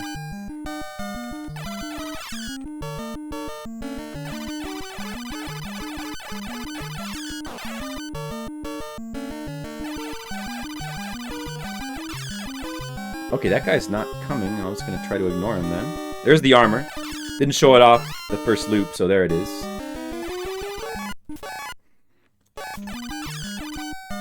Oh, Monicule, that's too bad.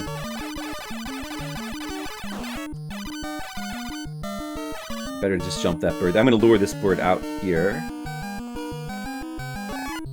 A little low on time, but we can collect the time power-up. Oh my, no! Oh, I panicked there. I mean, it's a stupid move, but I didn't get punished for it. Alright, the birds should stop spawning now, thankfully. Those birds are a nightmare in this stage. Oh wait, they do still spawn! Oh, they do still I guess they do keep spawning longer? On this loop? Oh my god. Black and white.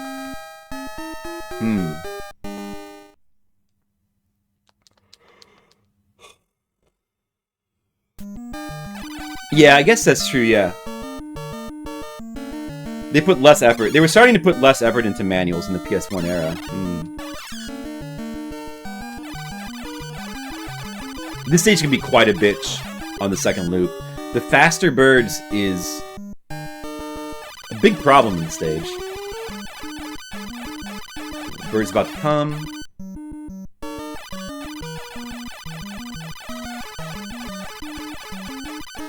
Dude, oh no! He keeps crowding me, that fucker.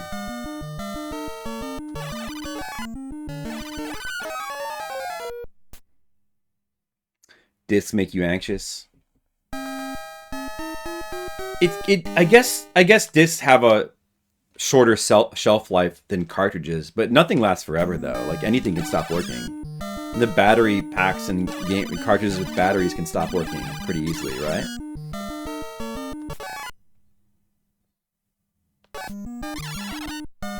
Well, that's good, Demo. Good luck. I hope you get everything that you wanted.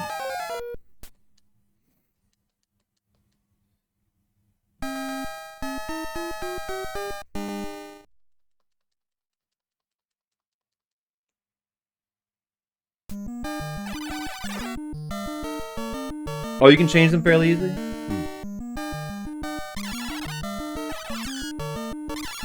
So that's pretty fixable then. Whereas CDs you can't really fix. But maybe, I don't know, I mean, cartridges still will not work forever. And at some point, they probably won't be fixable anymore. Disc rot. That seems like a thing that you should worry about. I guess going up there is not... It's better just to go back the long way there. Skittles worries about centipedes. We talked about centipedes the other day. Fuck those guys. About house centipedes, Demo. But they do kill roaches, though. So that's a good thing about them. But maybe it's not worth it. You hate them? Well, they are very Gnarly looking. They're like strange monsters. Strange little monsters.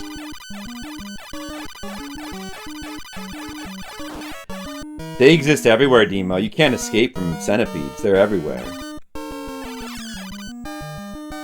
There's no escape from centipedes. They're probably watching you right now.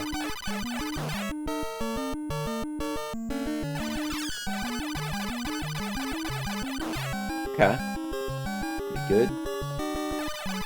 Uh-oh. Okay. Yeah, centipedes are everywhere. Don't say that.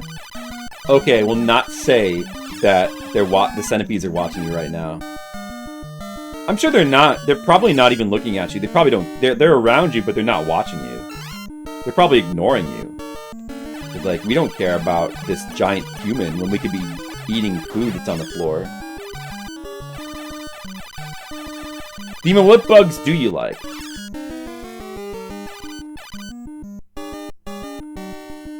Dima, what's your top 3 favorite bugs?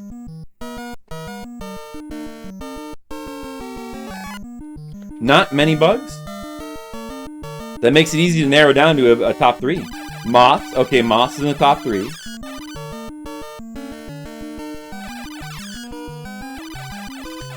They are still spawning the blue birds. How long do they spawn for in this version of the stage? Damn.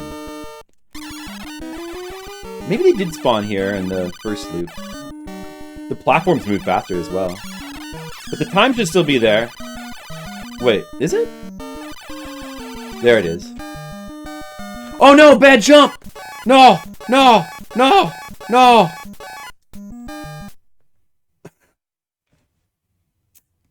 Should wait a little bit. Fireflies. Yeah, fireflies are nice bugs. They're cool, they light up, and they want to be your friends. Lack of mosquitoes. Mosquitoes are not nice. Ladybug. Do you like ladybugs, Demo? Do you like jumping you like jumping spiders? Me too. Dr. Snake bugs. Dr. Snake bugs. I don't know about those guys, really. Do they practice medicine?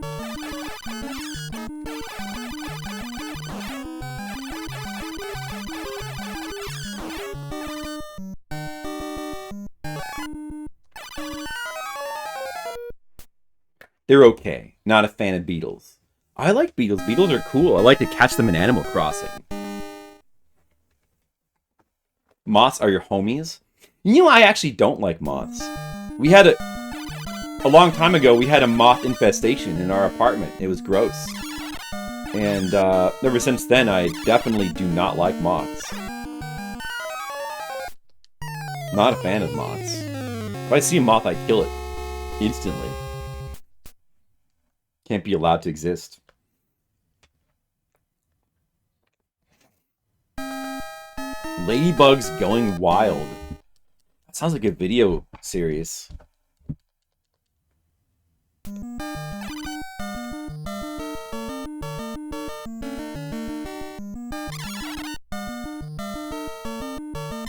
Roadrunners go crazy eating them? That does sound very cute.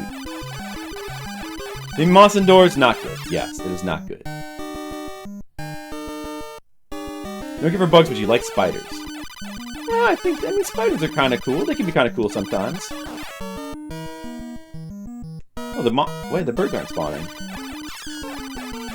Oh, I just killed one there. This guy, man, I need to stop rushing this part. It always happens. It like always happens. This guy always knows I'm there. He moves faster, so he shuffles over there eventually, like pretty quickly. Luna Moth, is that cool?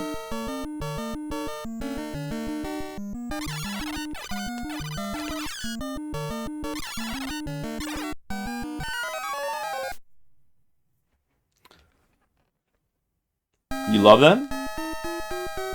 I don't know if I know them. Well, most insects have short lives. But compared to dragons and elves, We're kind of like insects with short lives too.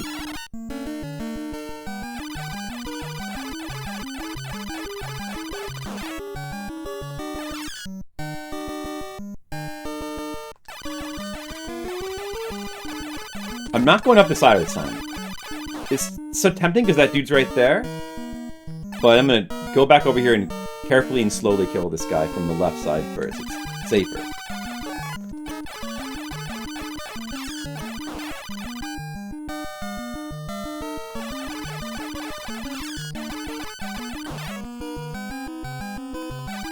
And what about the moonlight butterfly, like from Dark Souls? That's a pretty cool butterfly. That's a cool bug. That's in my top 3 insects. Where'd that guy go? Did he despawn?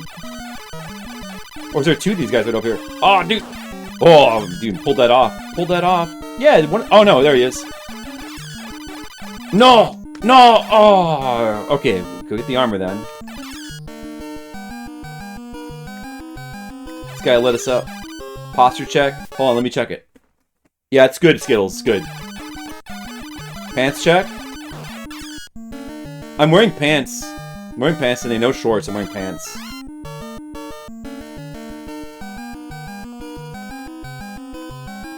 You can believe me or not. It's up to you, but I'm wearing pants. Oh, no. Dude, the fire is... Okay, well. I'll die. Oh, yeah. I forgot about praying mantises. But you see them pretty rarely. You don't really get to see them that often. What about walking sticks? Does anybody like walking sticks? Those are pretty cool. What about crickets? I think crickets are pretty cool. Grasshoppers. So many cool bugs. And I want them to all be my friends. You guys think any grasshoppers have ever beaten ghosts and goblins? And what's stopping them?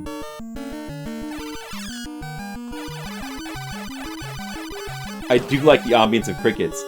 That's not even related to Demon Souls.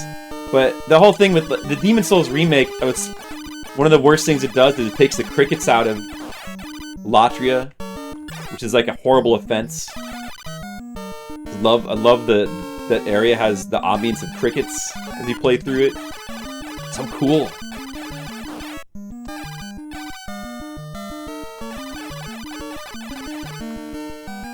Okay.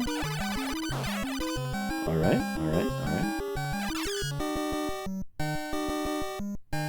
Yeah, grasshopper's okay. If a cricket and a grasshopper were to, like, fight to the death, who would win?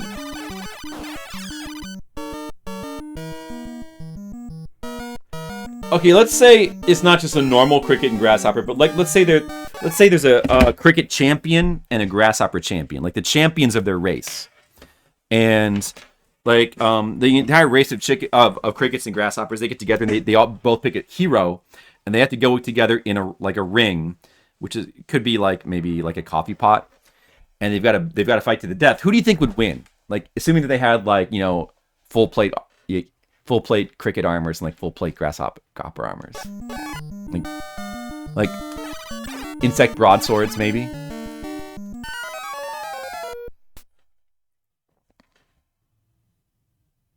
Grasshoppers are bigger and stronger, but maybe crickets are faster.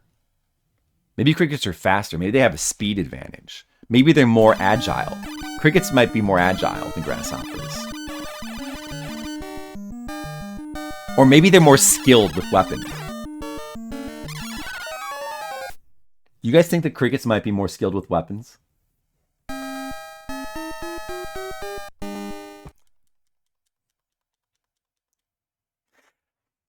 Skittles has got to be quoting one of these things I said just now. Come on, Skittles. So much material.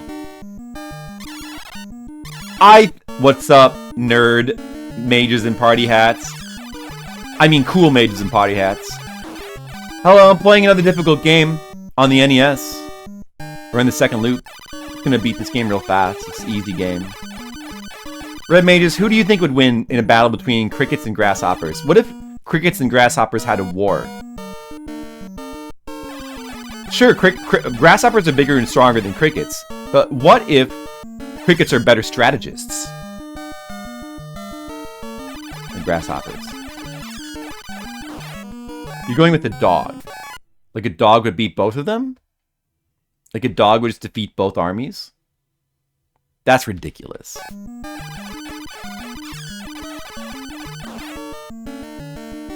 Not against my cricket and grasshopper armies, they wouldn't. Oh, that guy's still there. Oh, dude, that's an...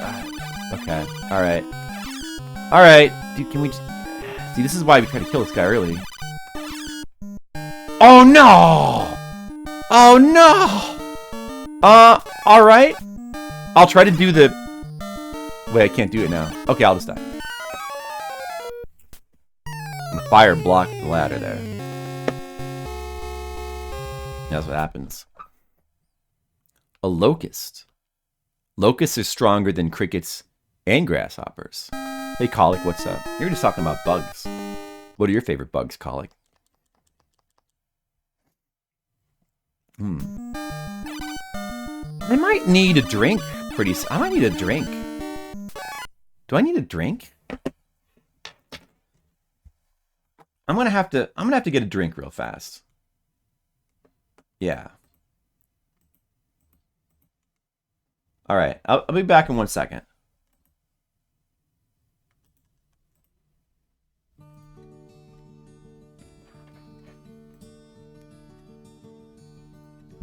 Roads go ever, ever on, over rock and under tree, by caves where never sun has shone, by streams that never find the sea. Roads go ever, ever on, under cloud and under star, yet feet that wandering have gone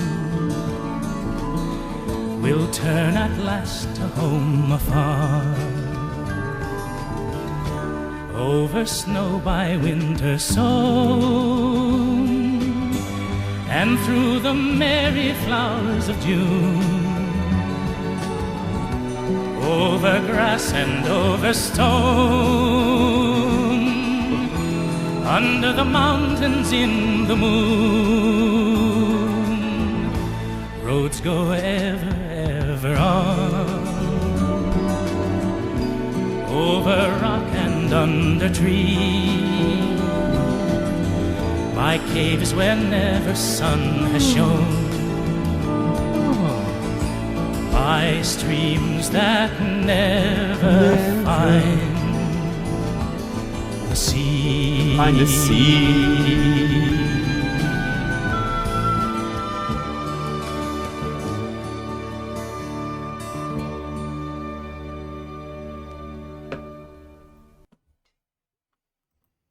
Okay. Let's play this real quick. What is that name of that game again? Freedom Wars? No, what is it? It's like a... Future Wars. Future Wars. That's the name of that game. Right? You guess what I'm talking about? Future Wars? What was that one song? Was it Super Future?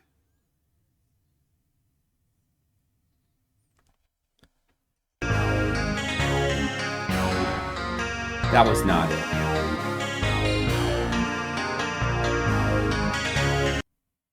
Maybe it was this one. Sweet 21. Oh yeah, this is it. This is it, guys. I found it.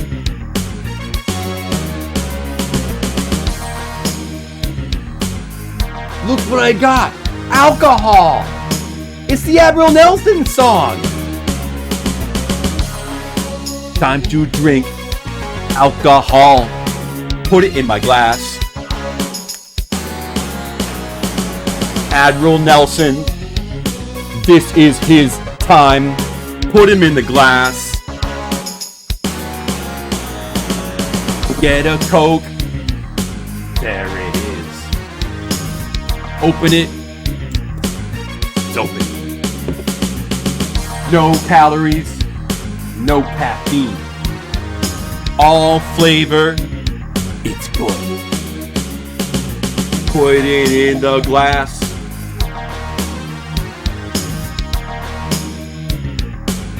With the rum. Drink it up.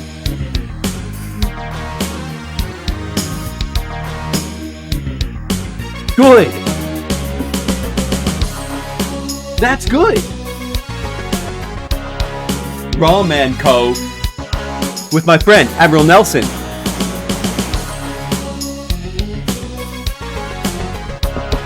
Mr. Leo's out of vodka.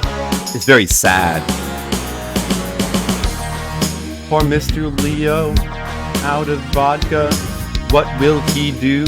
Oh man, oh my god, guys. Mr. Leo's out. Hold on a second. Mr. Leo's out of vodka.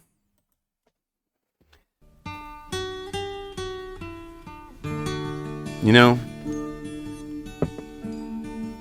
there are times when you run out of vodka. It's sad. It feels bad to run out of vodka, you know? It can make us all sad once in a while. Sometimes you do have alcohol. And there's others less fortunate out there like Mr. Leo. And it's important to drink to them. A toast. You gotta have a toast to your friends. Because they are your friends. Mr. Leo, someday I believe you will get more vodka. I think you can do it. Think of all the good times you've had, Mr. Leo, all the vodka you've enjoyed. So many stories of vodkas. And you'll have vodka again someday. And it's gonna be good, Mr. Leo. It's gonna be very good. Cheers to you, Mr. Leo. And cheers to our friend, vodka. Someday, we'll meet again on these roads that go ever on. But not while you're driving, because that's drinking and driving. Which is bad. Cheers to Mr. Leo.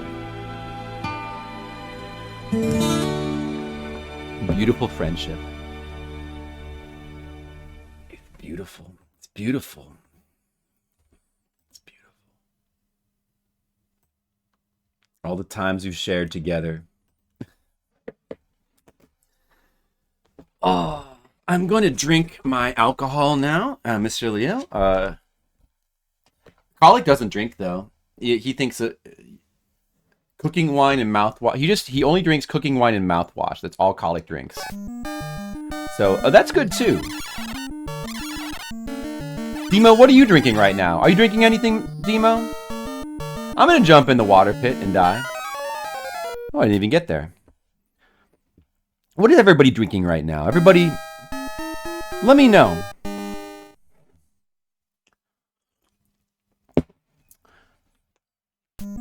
Do you ever like drink too much alcohol and then your head becomes like your head becomes like this?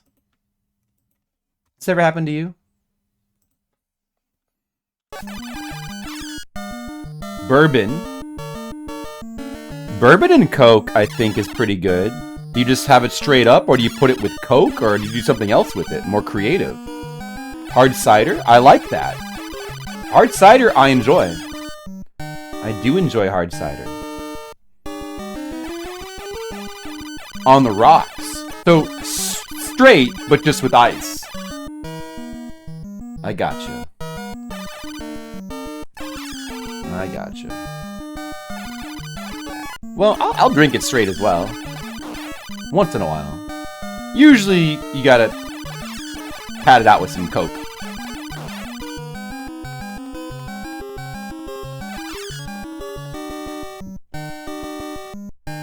Okay.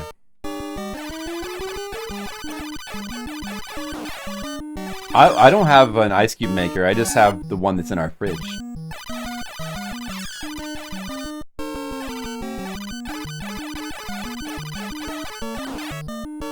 Ooh, good jump. I didn't even get the spare armor. Okay, good duck.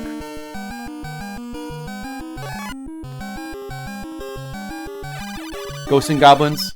Ghosts and Goblins. Ghosts and Goblins. Is this game? Is this game? Oh, fuck! I just got hit. That is not too good. That kind of sucks. We'll be okay. Somehow we'll make it through. Oh, we didn't make it through at all.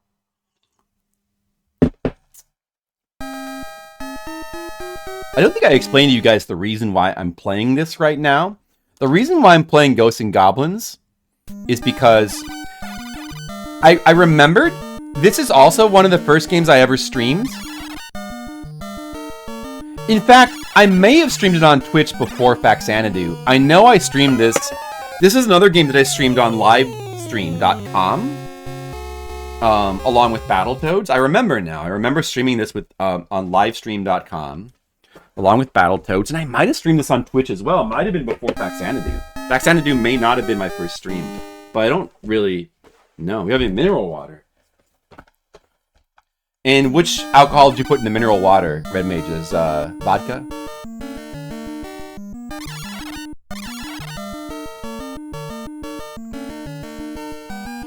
Yeah, dude, this level is quite brutal on the second loop. Quite a bit harder on the second loop. Just mainly because of the damn birds. But the big men do move faster as well, and it can present certain problems, certain issues. Even the moving platform part, because the moving platforms move faster, is a little... It's a little.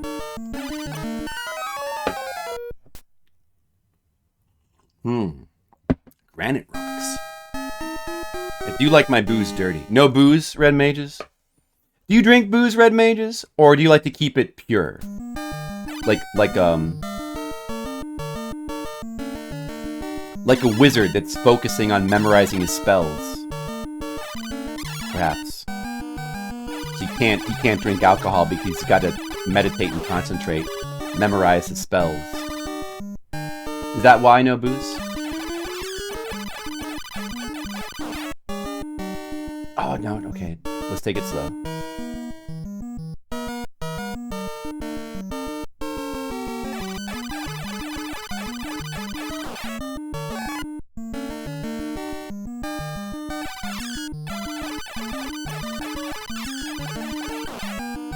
Damn birds. We don't want to get pinned through, we better go to the left.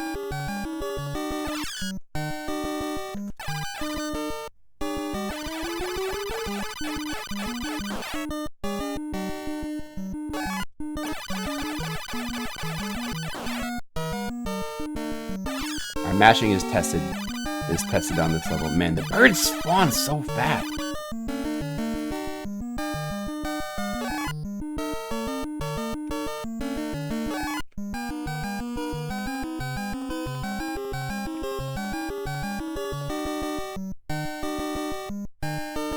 Oh, that one spawned like immediately. What's up with that? Damn birds. Damn birds. Okay, let's not fuck up the platforms this time like an idiot. Asian Waste? The game's easy, Asian Waste. I'm already on the second loop, you know. This stage is pretty tough on the second loop, but... This isn't like the arcade version. The NES Ghosts and Goblins is simple.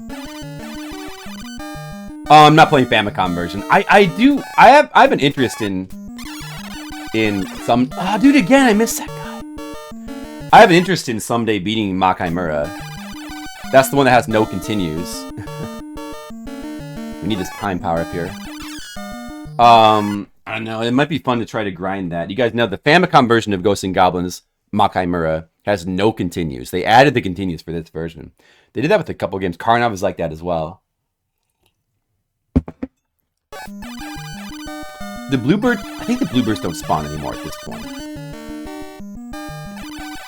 Okay, so like we pretty much have made it. We should not die now. But the bosses are a little bit of an issue. We need some luck there. That platform's behavior is pretty odd. I thought it was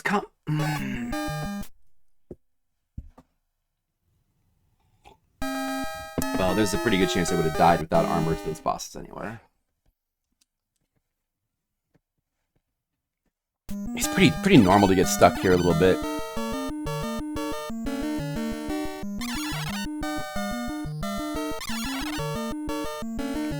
This might even be, I don't know. It's hard to say, but this might be the hardest stage in the whole game. Maybe this is harder than second loop stage 6. At least for me, I don't know. Because this stage, it's just the damn birds. The second loop stage 6 is pretty hard as well.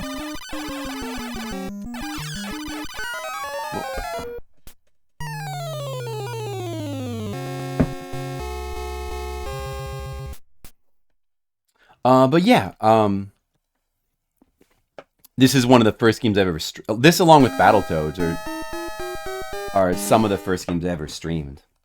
And I have come back and beaten this for Fliptendo, so I would have streamed this game twice, maybe 3 times? I feel like I might have come back and streamed this at some other point.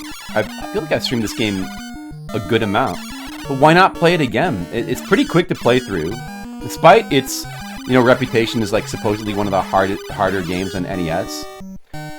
It's really pretty quick to play through. Like, it's a pretty quick playthrough. It's pretty fun. So I always enjoy doing another playthrough of this game.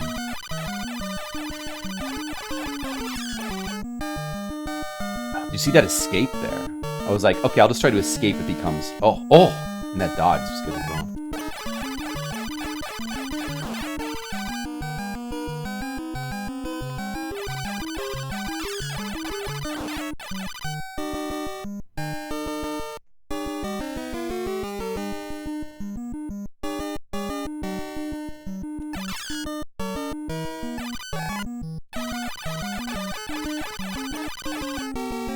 Okay.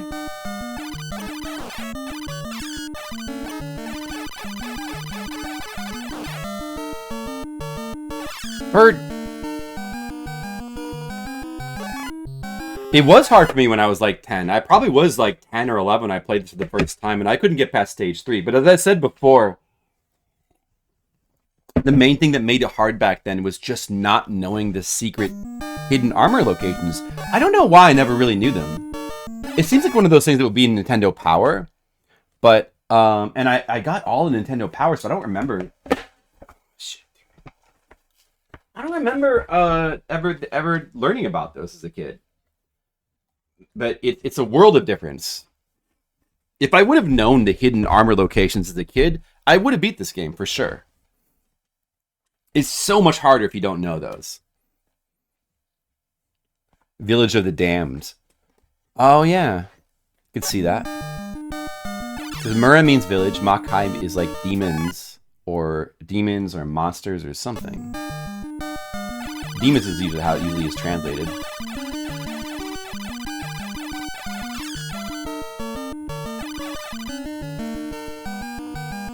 Right. Jikoku is hell, right? Okay. Oh, dude, the time didn't spawn. Shit, I need that time. I have to get the time. Did it spawn? There it is. Okay. That's fine. Okay, we need that. We need a minute. All right, now we're doing really good. Falling into the water would be really bad now. Gotta be really careful here. It's not that hard. It's just. Right there's the perfect time to do it. Okay, dude, we got to the bosses with the armor. There's no way we shouldn't make it now. Man, we were stuck on that level for a long time. Stage 2. Loop 2, Stage 2. Maybe I'll do really good in Loop 2, Stage 6. And... Hey, look, I kept my armor on that guy. The jump. See, the jump strategy where the jump while firing. Look at that, I didn't take a hit that time, the whole thing. Yeah, there's Makai, there's Yokai. Like, Makai is like demon, basically. Yokai is like... No, Yokai is like mystical creature or something like that. Jigoku is hell. Ashi Love, welcome. I'm already on the second loop of this game. We're playing this game because this is also one of the first games I've ever streamed, and I might have actually streamed this before Faxanadu. I can't really remember, but I feel like I might have.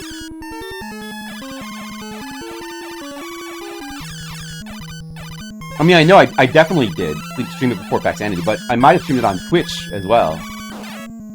But I might have just simply streamed it on livestream.com. But I don't know, you know, after thinking about it, I had kind of a fuzzy memory of streaming this on Twitch as like one of the really early games I played. Anyway, it's definitely, like this and Battletoads were among some of the first games I streamed.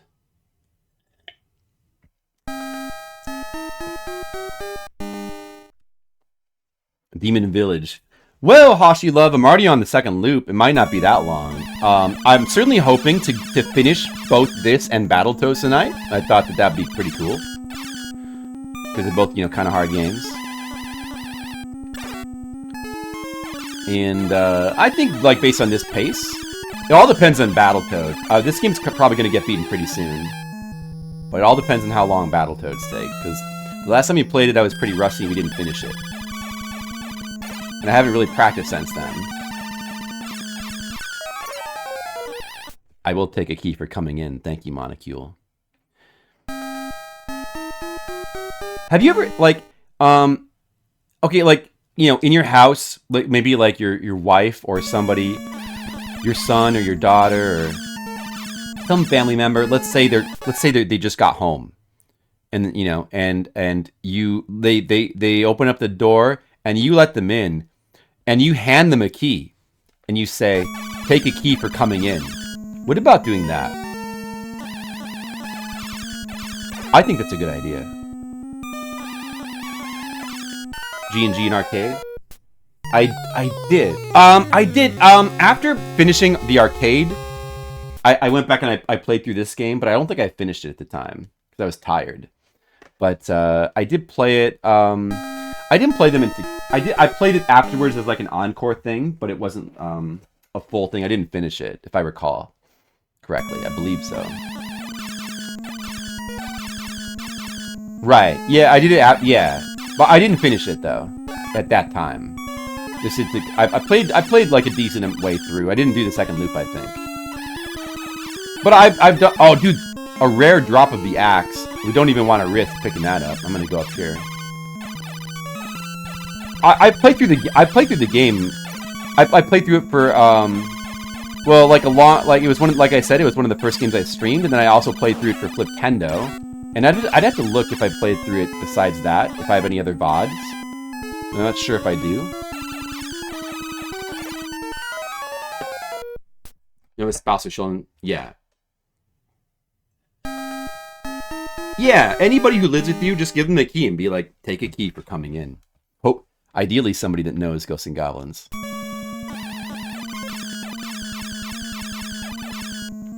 Hashin? 100 manga artists? Oh, yeah? Well, look, is it an art book?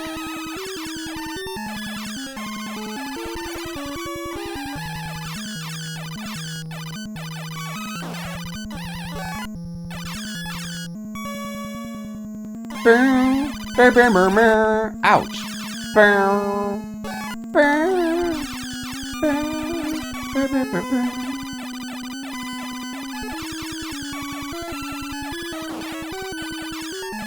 Pretty funny that like when those are enemies you don't really deal with that much, those stalactites, but when they do the thing where like they do the upper head then the lower head that attacks and then they like do both. I like that they have that attack where they do both, and it's like, oh, what the fuck? It's like, it seems unfair. But you can actually just jump over that, but... You had to change roommates?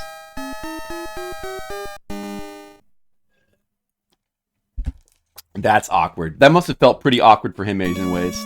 Now you live with no one? Well, it's good to... It can be good to live with no one. It can be good to have your own space.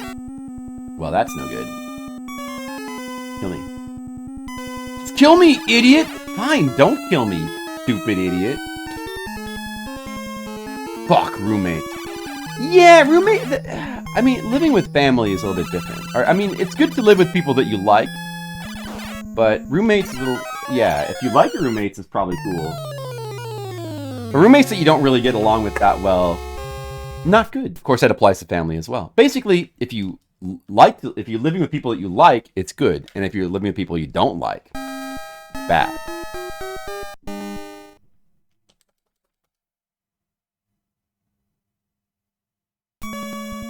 Frank Frazetta collection. Oh, really? That sounds awesome. Oh, I would like that.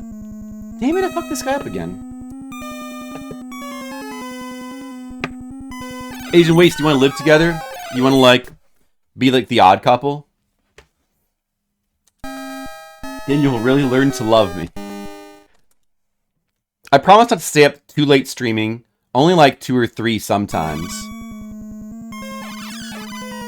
I'll only be a little bit loud. Dude, what? Oh my, again.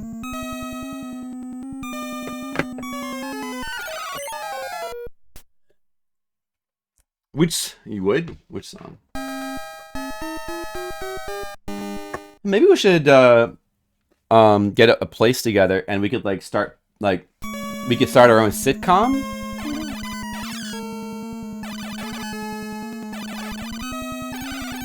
We could start a YouTube series.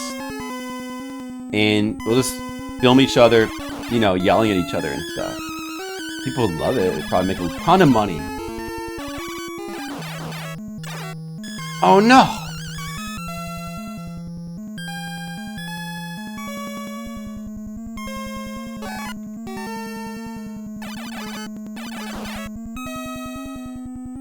Oh well. Ah well, what can you do? Gotta keep playing the game. 2 hours. Well, I'm like, about 50 minutes of that was like having the timer go while I sang songs and stuff. But that's okay. Not the best. I was hoping to beat this in under 2 hours, to be honest, but it's okay. I'm gonna start playing really good from now on. I'm going into like overdrive time now. I'm gonna concentrate really hard. Yeah, but you'd miss them though, Skittles. Like, you need to have those ranting sessions. You need that content in your life.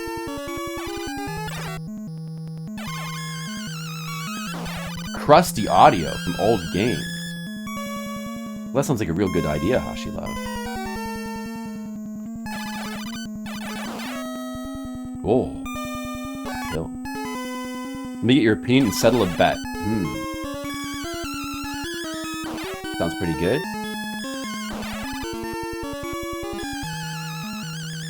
Okay, now we can show off the armor here. I haven't shown this off yet. If I don't die to these guys. What is it? Is it here? No. Is it I think is it here? Wait, where is it? Is it back here? Oh, there it is. Okay. There's the armor, guys. You're gonna need that in this game. See if I can despawn this stupid idiot. Oh no, I almost had him. Oh. Got 2 hits on me. Most will say be saying see, and the other will be like, yeah, but that's not good content, Asian Waste. Why aren't we doing that? I want to watch that right now.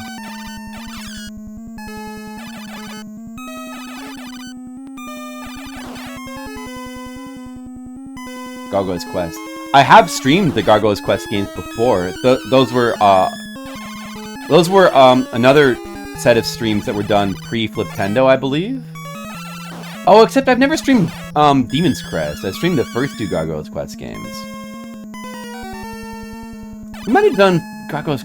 I think I did Gargoyle's Quest before Fliptendo. I'm not even sure if it's come up with Fliptendo yet. Oh, the guy... He spawned himself. Nice.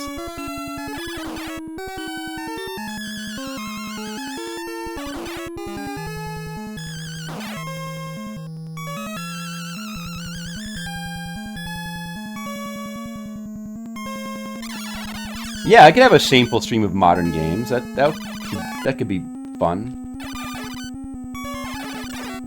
Oh, you son of a bitch! No! Nah, I never got around to Demon's Crest. I've played it before, but it's been a while. What is Fliptendo? Good question. It's a thing that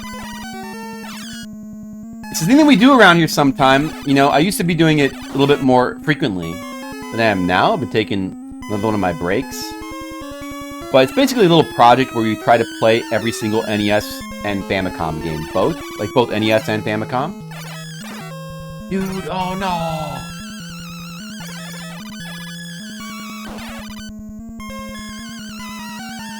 Fortnite. I never need to play Fortnite. Like, I've got better things to do with my life.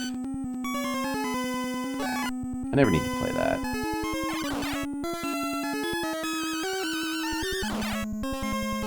Nobody even wants to see me play it in the first place. So, yeah, so it was a project where I was playing every NES and Famicom game in chronological order. And I've actually been doing it for quite a while. I've actually played 800 games for it so far. We played it in chronological order, so I have streams of me playing all of the first 800 games that were released for NES and Famicom. Blended together, so like all the releases, Japanese and American. I didn't beat all of those. I've beaten about 300. Like right around 300 games, I think.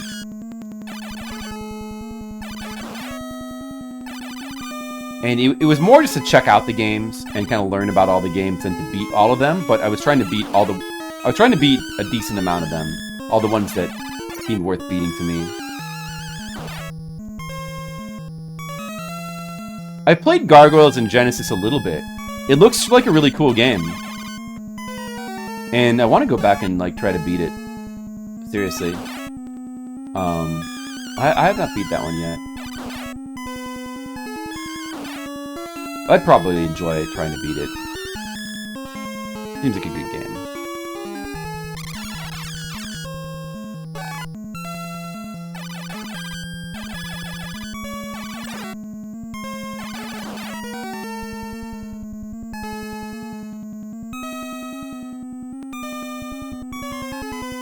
But I played all the Gargoyles quests though. Play it, bitch, and Flip would be like, okay, maybe bring a compelling argument. That sounds like something I'd say, you're right.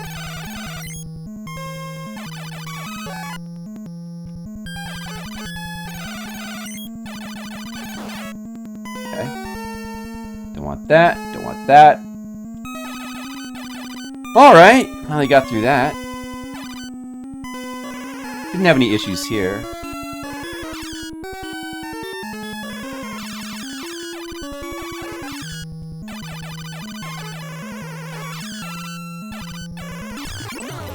There we go. Easy.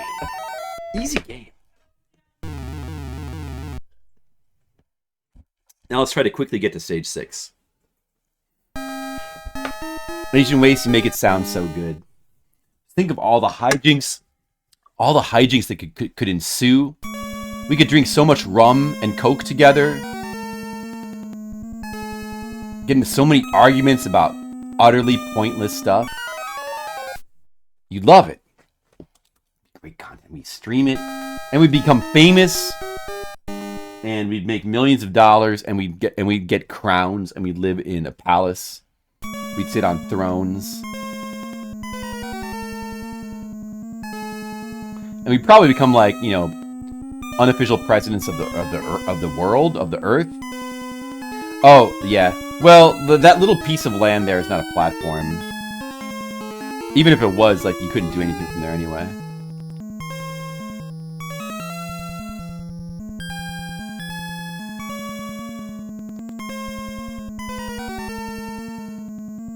This game is a Micronics game. It is a little bit janky. But for a Micronics game, it really is quite polished. For a Micronics game of this time, like the late 80s, it's quite polished. But it's a little janky. A little rough around the edges. It's actually easier than the arcade game, though. You're hungry? You should eat something, Hashi Love. What do you got to eat in your fridge? Go check it out. And then let us know. Report back. Oh, you bastard! Sons of bitches! I'm so angry! Oh, I'm angry at hit the enemies in the game because they're impolite. It makes me want to make noises of anger. Now I'm gonna kill a dragon. Just because I'm mad. Yeah, take that, dragon. You're an idiot. And I'm not. I'm the opposite of an idiot, which is smart. You're just a dumb dragon. You don't know anything. You never even went to school. I did go to school, and I mostly paid attention. So there. I told him. Joe Hisaishi worked in Micronics. Legendary composer that worked in Miyazaki movies, where he worked at Micronics. What? You're crazy. First of all, Agent Waste, according to rumors, Micronics is like one or two college kids that they just hired to like work on, and nobody even knows who they are. So I don't believe you. There's no way that could be true. I'm making that up. You can't fool me with your fake knowledge. Your Asian facts.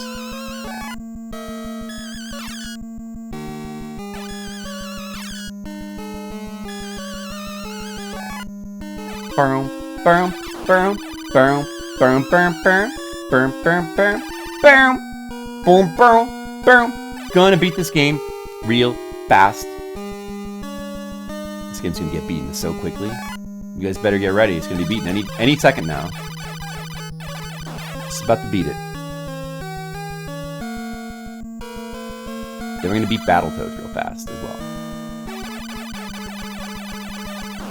Oh, good kill. Good kill.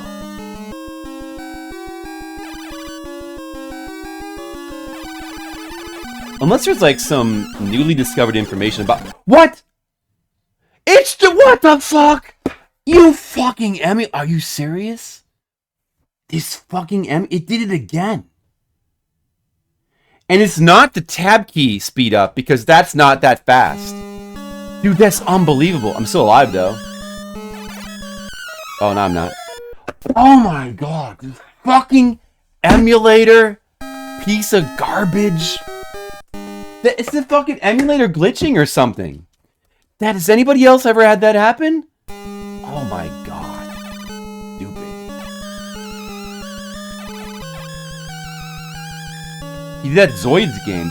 What are you talking about?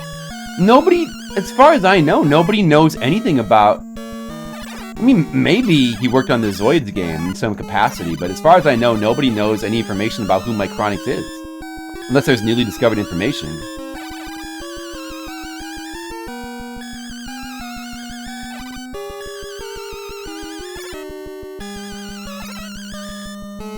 Vocab, that's a good idea. Well, this emulator didn't used to do that. It used to be good. I don't know what happened. Oh, no, sorry about that, Hashila. No, it is real hardware. It is, I am playing on real hardware. I'm playing on a real computer. So that's technically real hardware.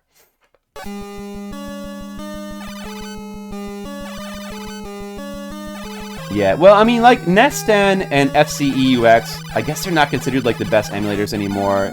People use some shit that's on RetroArch or something. I don't know.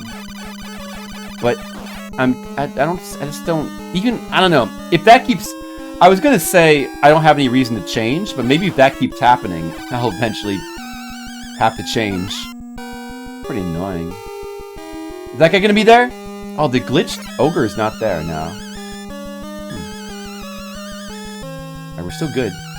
Skip that guy, he's an idiot. He doesn't know anything.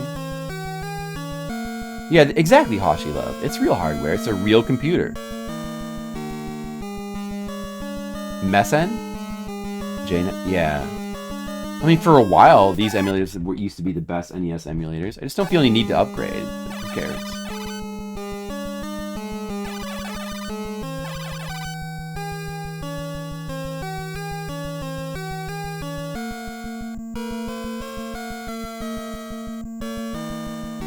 This... Oh my god.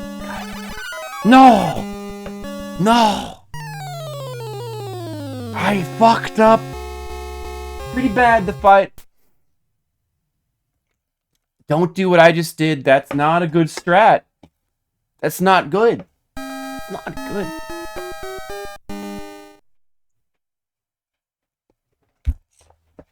Even after drinking alcohol, how could I still make mistakes like that? What? Okay, I'll die.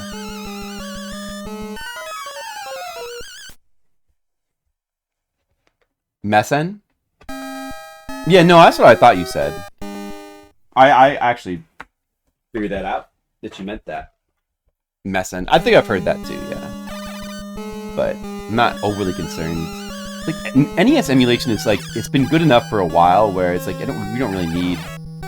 There might be niche cases where you need to use a different emulator, but for the most part, there's no need to use Messen. Like, the emulators we already had were fine. They worked just fine. Like, mostly... I've already reached a level of perfection that is good enough for me.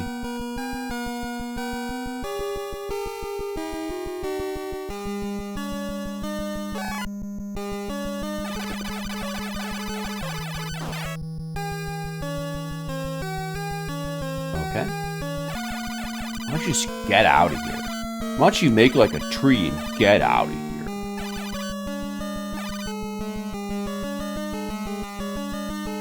I'm ignoring him.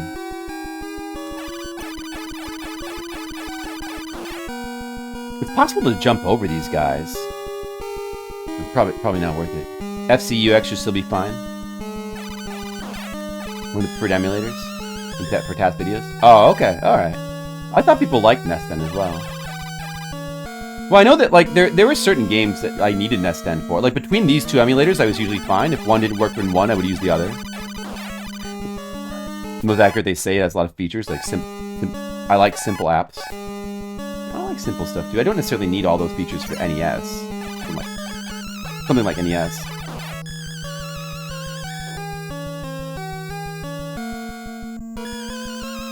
By the way, notice that you don't get checkpoints in Stage 5 and 6 in this game. Stages 1 through 4 you get checkpoints. Although Stage 2, the checkpoint is so early, it almost feels like you don't get any.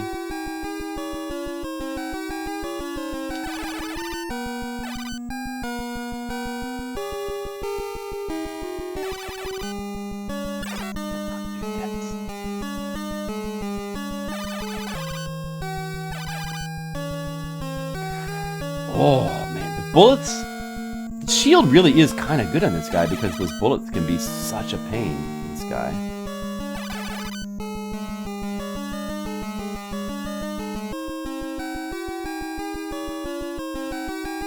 Oh, no! No! No! I got duck locked.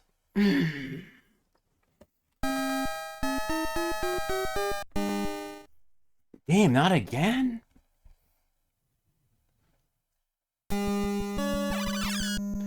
Maybe dude, the shield is... Maybe I should be switching to the shield in Stage 4 for this stage. I feel like the shield is actually kind of worthwhile. Maybe it's better than the dagger for these stages.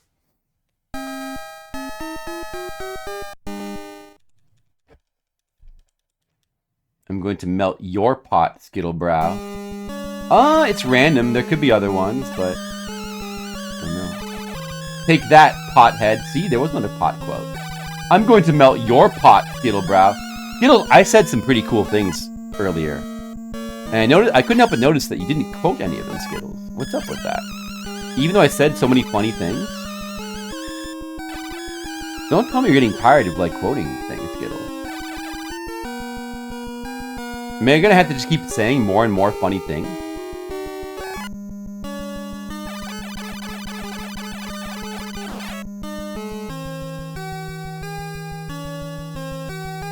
You know, like, all that...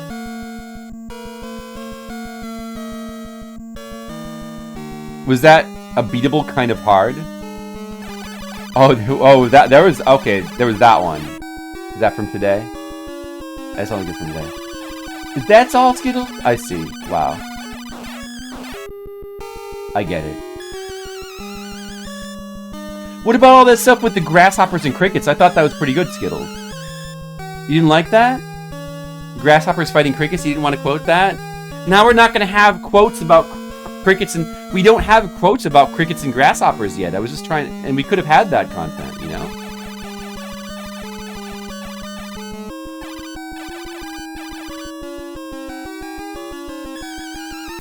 Oh, we do have a quick. Okay, we do have a cricket quote. I don't think we have a grasshopper quote, though.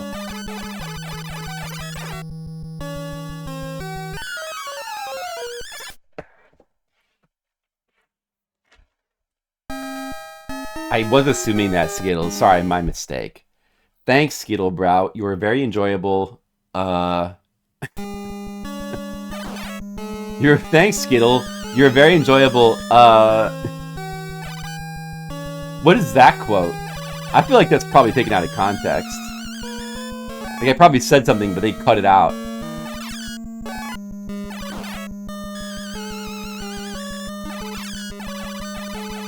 Haha, look, I'm shooting police now. That's the thing I said. I mean, it happened in the video game. Haha, look, I'm shooting police now. It does, yeah, it's how it works. Haha, look, I'm shooting the police now, guys. It's pretty funny. Tronbon. I haven't played Tronbon yet, actually. There was a Famicom game where you're like a baseball player, but it's like a baseball game, but then you have to get framed for a crime, so you have to run away from the police. It's like an adventure game, you have to solve the crime. What's that game called again? Except I think it's not translated into English.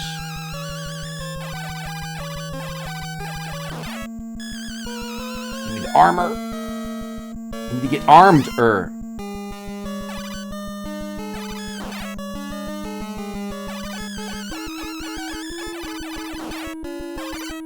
Right. It's the most. If you pull up the most recent quote, it shows it at 0 for some reason. This is the run. I should have beat this stage. Like, there's no excuse. Getting to the. You should never die on these bosses. And I died to them twice. I'm just an idiot. So definitely, there's no way I'm gonna die a third time to these bosses. If I do, then I will. I'll bow down in shame. Apologize to everybody.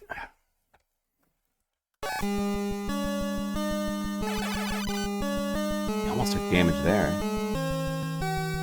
Stupid shots. He doesn't take that many hits though. He should just die. Probably gonna die right there. See? He shouldn't even be hard. Shouldn't be dying to that guy. Now we're on the actual hard stage, stage 6. Let's see if we can like keep the dagger a little bit, penetrate really far with the dagger, and then like go all the way so that we don't have to switch to the cross. Just to make the dragon fight easier, I guess. Although, this is really not... It's kind of not that bad with the dagger, but...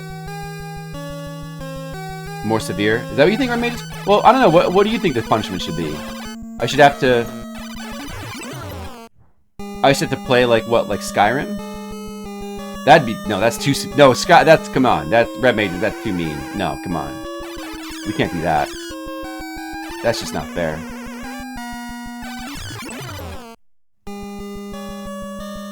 Thank you, Hashi Love. It's a good thing you were here. I might not have made it. I'm gonna keep going with the dagger. I'll come back for the shield.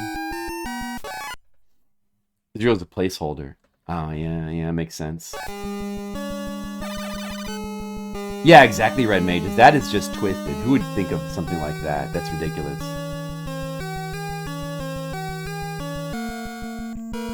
No! He almost knocked me under the flame. Wait, did I get the armor before? Did I get this armor? Oh, I did.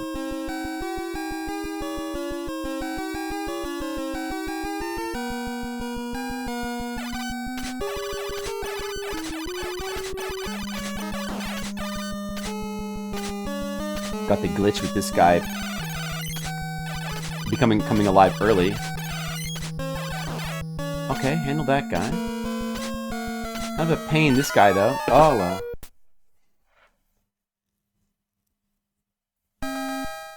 Hashi Love, did you see that? A Weird Dreams emote. I just made that, Hashi Love. I made it for you. That was made out of Hashi love for you. Hope you appreciate it. Now you can make heads explode. If you subscribe to the Flipsider channel, you can make heads explode in any stream you want.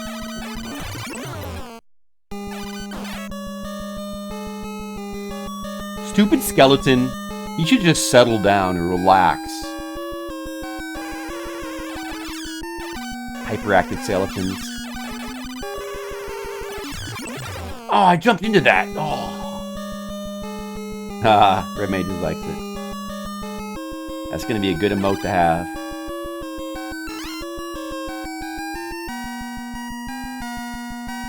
I did a pretty good job with it. Exploding head. I know how to use Photoshop. Oh, dude, come on. No! No! No! No! I'm dead. Didn't want to wake that guy up. Yeah, we need to get that sound effect too. Maybe we need to get sound effects like TMR has and let people just spam the sound from Weird Dreams. I don't know how to do that though.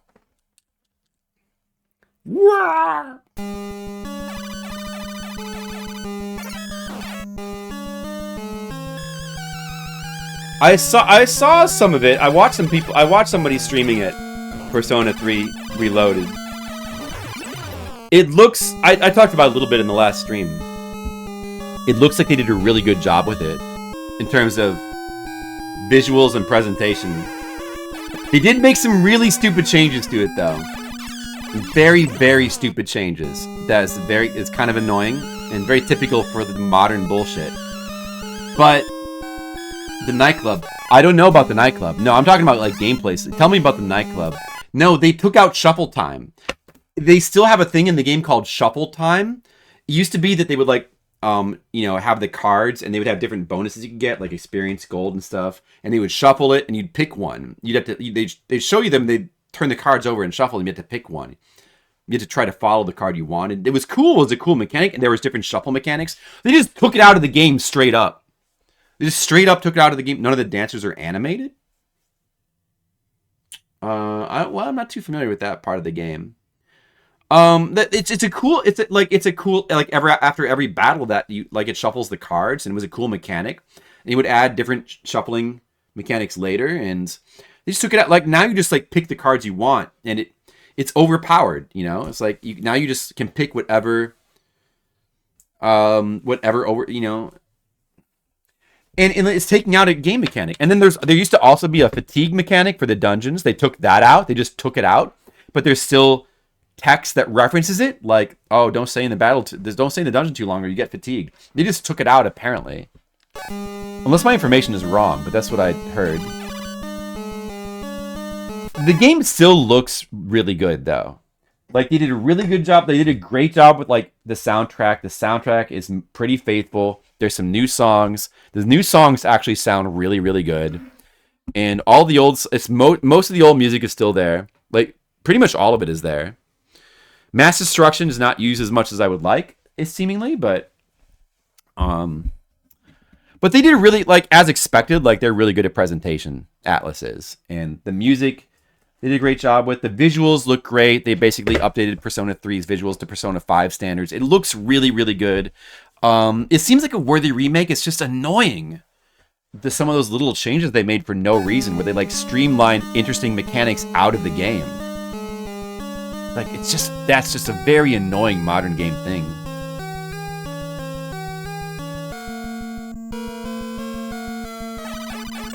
Oh, dude, no. Ah, Super, what's up? Hey, thanks for the raid. I'm still celebrating my 10 years. Celebration continues. And I'm playing some of the other games that were some of the first games I ever streamed. I'm speeding Ghosts and Goblins real quick, no big thing. And what were you streaming? Anything good? I'm talking about Persona 3 Reload.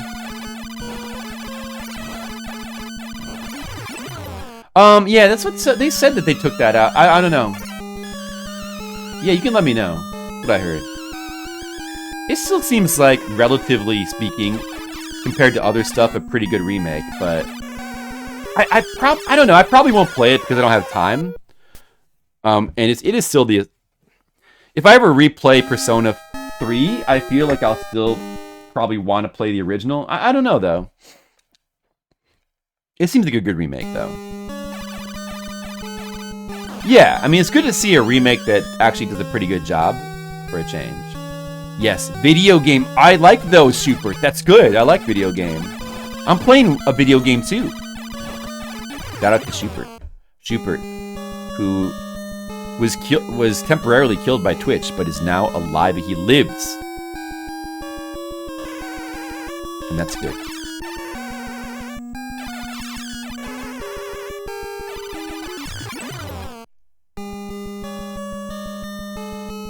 Whatever brings more games over, you support?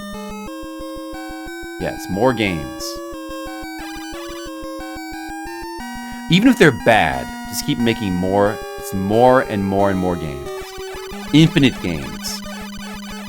They need to keep making games until it crosses the boundary of finite games. Right? That should be the ultimate goal. This guy is a bastard. Oh, he don't. That's a pretty good fight. Schubert, ever play any Ghosts and Goblins?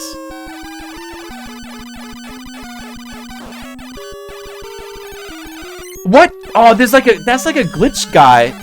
Oh, dude. That guy. Now is the time I need to go back down and get the cross. That guy usually does not spawn. You just randomly spawn for no reason. Or did I hit him with the dagger, maybe? I don't know. The armor should... Wait, did I get the armor? Oh, I didn't get the armor. That's good. And we can get... Now we need to get the cross. Let's see, time. We had 2 minutes. We should have plenty of time. Now's the time to switch to the cross, and hopefully we can finish it now. You're torn? The Final Fantasy Pixel remasters? You were generally liking those, right? I know that you had some complaints about those. You'll not come back into your... Oh, yeah. Well, yeah, Persona games are pretty long. Yeah, this game as a kid, you never got far. That's what everybody has said. There hasn't been one person in chat so far that said they beat it. Well, I'm on the second loop right now. We're going to beat it pretty soon. I've always liked this game. I also... Whoa! No, dude! Wait, it's not over yet. It's not over yet. It's okay. That guy spawned, like, right on top of me. I never was able to beat this game as a kid either. But I also never knew where the hidden armors were. Knowing where the hidden armors are makes a really big difference in this game. But... Oh, no. That's too bad. Mixed bag? That's what I've heard with the Pixel remasters. That's always the way with remakes. It's always a mixed bag. Sometimes it's more mixed bad and more mixed good. But yeah, I never beat this game as a kid either. And I did beat some pretty hard games like Ninja Gaiden and Legacy of the Wizard, but I never beat this one. I couldn't get past the Labyrinth stage. But I can beat it now. I like the I eventually learned the strats, and I always liked this game. I always wanted to beat it. And... Oh, I forgot to get the thing that lets me beat this guy.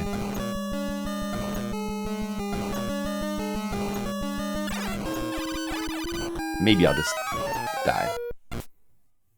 I always liked this game. I still remember getting this game. Though I remember, you know what I remember? I remember being at my cousin's house, and he was really excited because he thought he was going to get this game.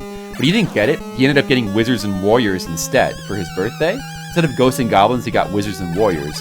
You know, it kind of sounds the same, I guess. Something and something. But then we ended up playing through that game, and we really liked that game as well, so it was fine. But then eventually, because of that, I was like, oh, I gotta get Ghosts and Goblins. Apparently it's very exciting, so I eventually got it and played it a whole bunch. And it was cool. It's a cool game. Oh, I forgot to do the thing. Whoops. But it's very hard, like a lot of NES games, and some I was able to beat, some I didn't. Some I've come back and beaten as an adult. At this point, I've played all the NES games, all the major games, or most of the major games. So I've beaten quite a lot of them. They're fun. It's good. It's a good system. I'm also doing my Flip Tendo project still. still doing that. I'm still in the middle of that, trying to play every single NES and Famicom game. We've played 800 of them so far. Someday I might be able to say that I've played every single game on the system.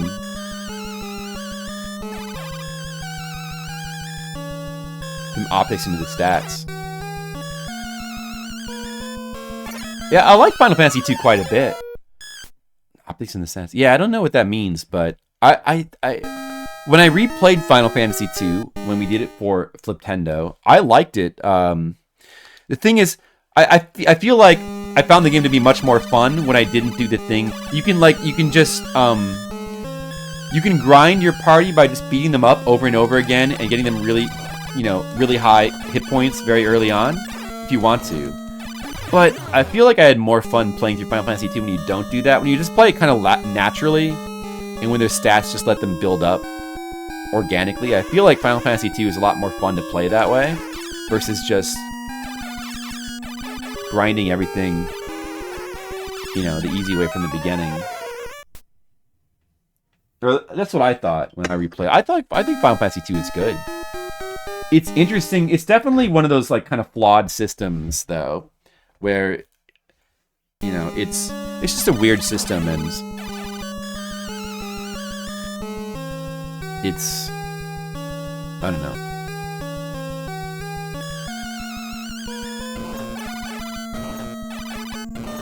It's just a pretty weird system.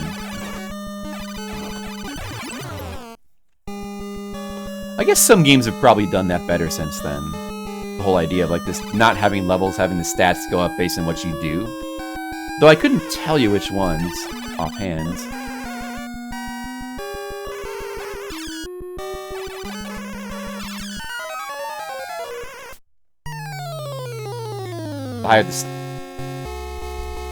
Major change is gear reveals a stat called magic interference. The higher the stat is, the higher your chance to miss with magic. What causes that to go up? Is that based on like armor you're wearing or something? Like heavy armor makes you miss more? Because that would make sense actually.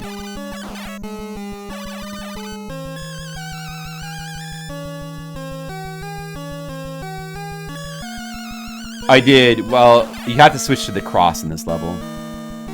So I have one chance to try to clear out the levels with the dagger and then come back for the cross. After that, I can't get it back.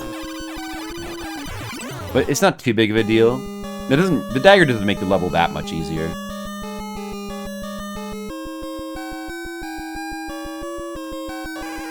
Yeah, I mean, that makes sense. The kind of thing that makes sense is some reason why a mage wouldn't want to, or why as a mage you want to wear mage gear. Magic interference. That's a unique way to do it.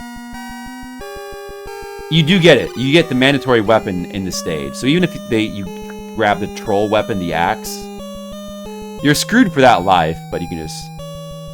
What does it really matter when you like spend most of the stage dying anyway?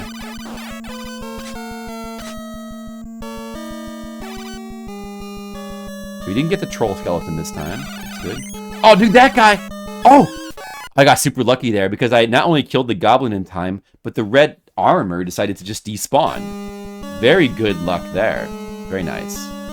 Oh no, dude, this guy. Oh, I escaped. Okay, it's fine. This guy's in the way. I need to use the bathroom. Maybe I should use the bathroom and, get comfortable before I take on the rest of the level, because I should be able to finish this here. Right? I should probably do that. All right, what song should we play? Do you guys want to listen to? What would be? Let's not play Hobbit music again. What should we play? I'll just pick a random song here. Hopefully it's a good one. You know what? This is a good one. Good enough. I'll be back in a second.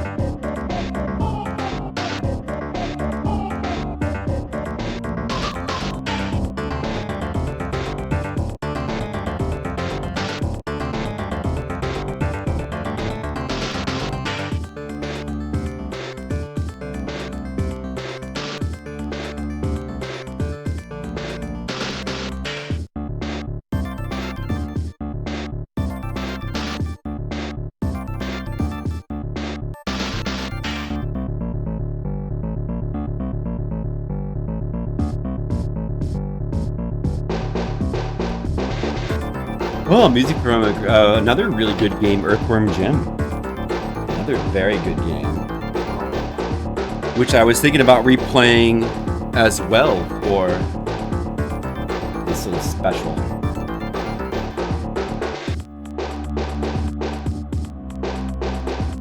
The cartoon, yeah. I really did watch that, but people seem to like that.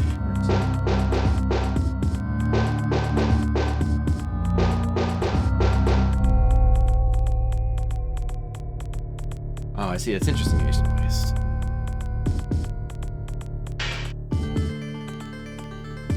Let's get ready. Let's get focused. So we can just hopefully beat the game right now.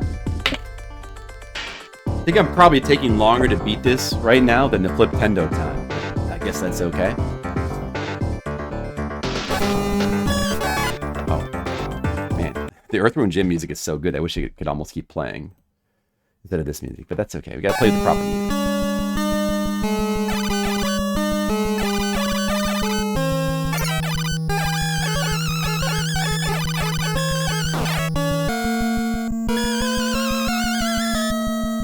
All right, the Boston.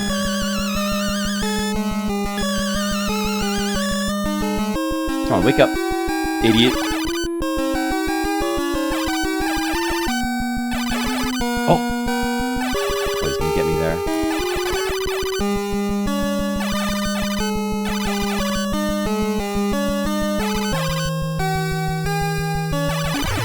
Okay, got that guy.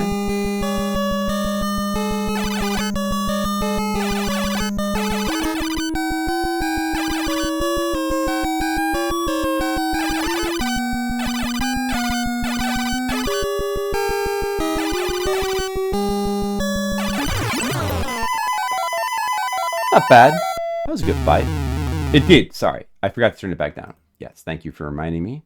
Because the music on the playlist is different volume from the game. I keep having to adjust it. Alright, well, we're about to beat the game. Beating Ghosts and Goblins and NES. This game's easy. You guys can beat this game. I was barely even paying attention to what I was doing, and I still beat this game in 3 hours. You guys can do it. Easy game. There it is. Congratulations. This story is happy end. Thank you. Heart, heart, heart, heart, heart. Zelda hearts. Very good. Being the wise and courageous knight that you are, you will feel strength welling in your body. Return to starting point, challenge again.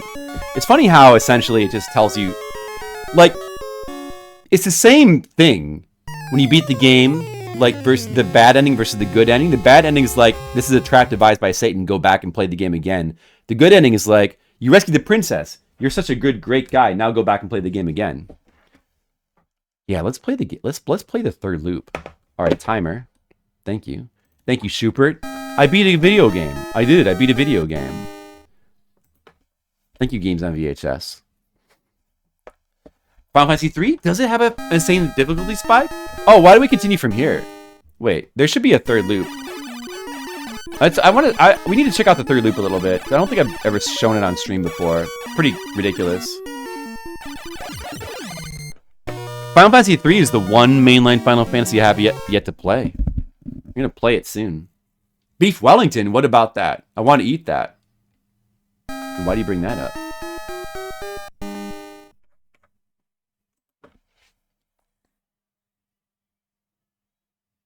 Oh, you don't inherit things like you do in Final Fantasy V? Final Fantasy V, the whole big thing is like inheriting things from one class to another. It's very fun.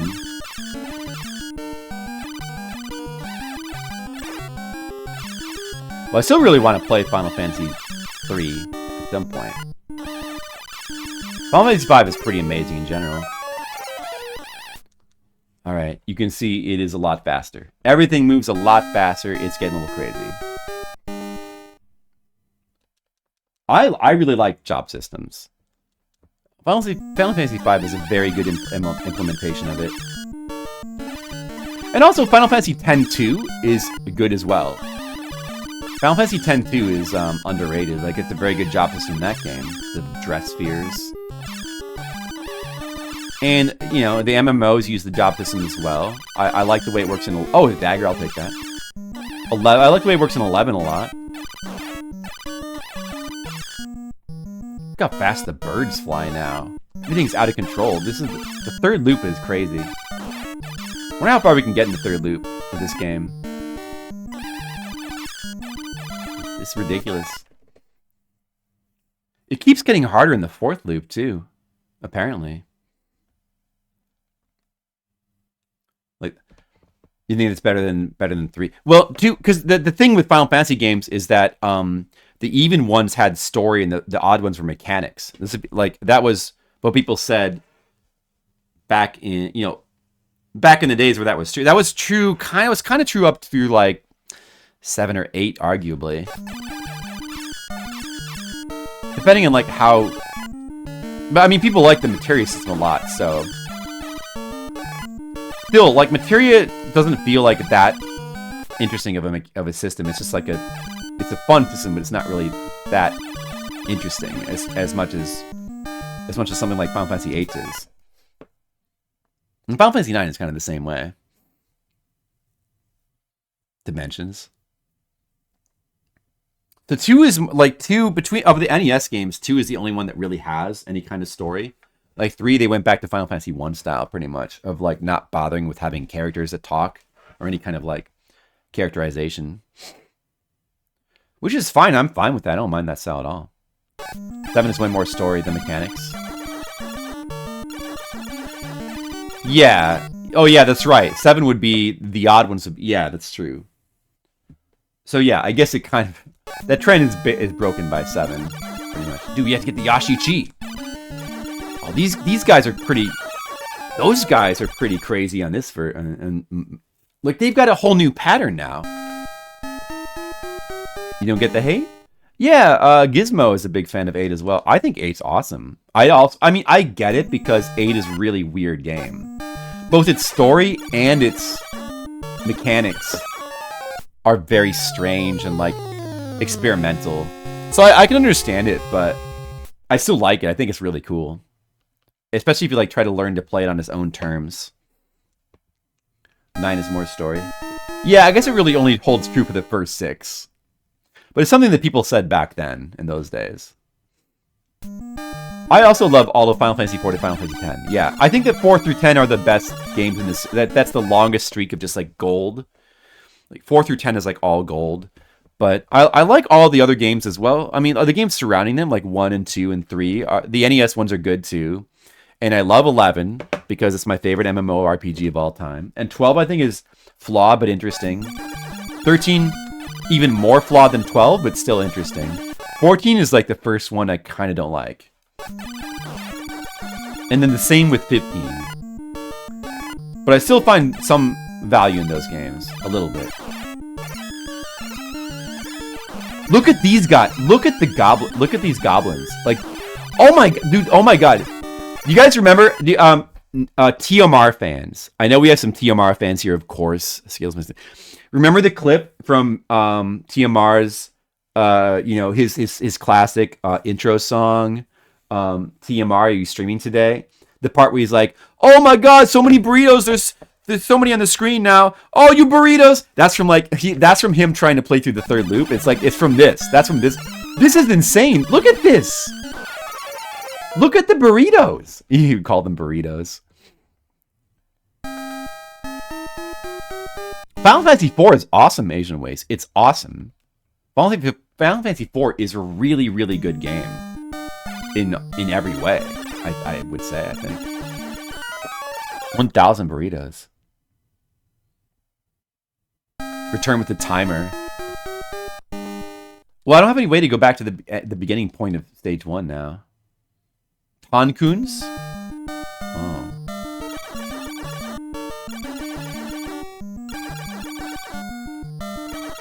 The kind of cow, what's up? The Toki clone.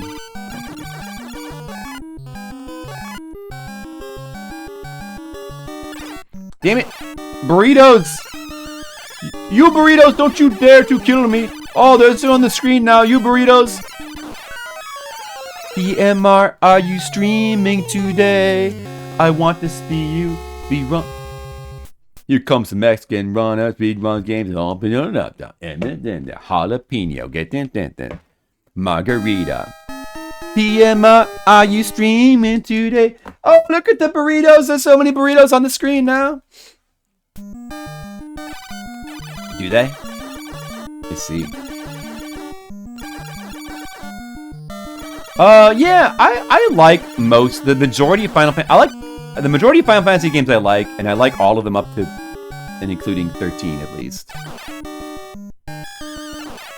And really, the only one I actively dislike is just 16. Dude, this part's ridiculous. It's crazy. You check out after 8. I didn't check out until 16. I've been playing them all up until 16. 16 is the first one I looked at and I was like, no, I'm not gonna play it. That was the first one for me that was like that. I still want to go back and play the 13.2 and 13.3. Like, those look interesting to me. The arcade? I don't know, Phalanx. It's a good question. I don't know, because the arcade version is much harder than this version. This version, in some ways, is kind of more approachable and streamlined. Well, streamlined is the wrong word. I don't know. Just kind of easier to get into. The arcade version is cool of this game. You get a little bit better graphics. I'm not sure if the music is really particularly better. That's more that early arcade kind of synthy Genesis sounding music. I don't know, you know. They're both good. I'm not sure if you like 13 a lot in the end. The funny thing is I never really liked 13's story that much. And I felt underwhelmed by the ending, to be honest. Didn't really get that into it. But I like this. I like the gameplay. I like the mechanics of the game a lot. I think the mechanics are really interesting. The characters are okay. People complain about the characters. I mean, I think that the problem with the characters I feel like they maybe have more to do with the localization. But there's a bunch of problems like not having the fact that there's no towns and you just are running through all these areas. Would be fine if there was more of a, but it just feels it doesn't feel well done. It feels too random. The music in 13 is very mixed. I feel very mixed about, because there's some really good music in 13, but there's a lot of areas that just don't have any kind of identity to them. I feel like, which is a big problem, because 13 you're on the run from enemies, and you barely interact with any towns.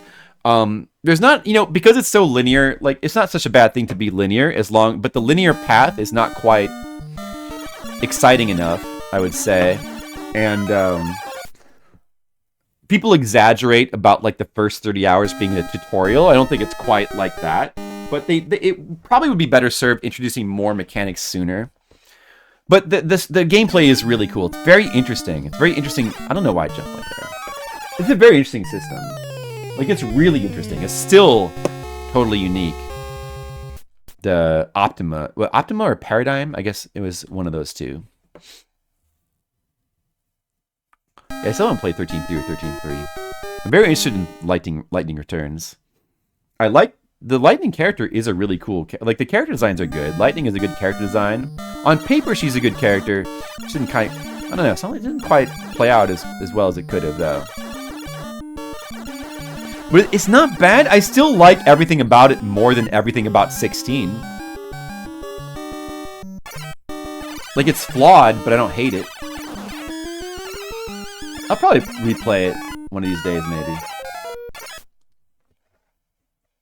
It does feel a little jargony. I think maybe part of it is that the jargon is not well... the Fall C and Lassie stuff just doesn't sound good. It just sounds stupid. I know, it could just be as simple as that. I feel like that's a bigger part than maybe people possibly realize. But it's not just a lot of the games are jargony. 10 is jargony too, but it's got sin and it's got what was it, the name of the sacrifices or whatever.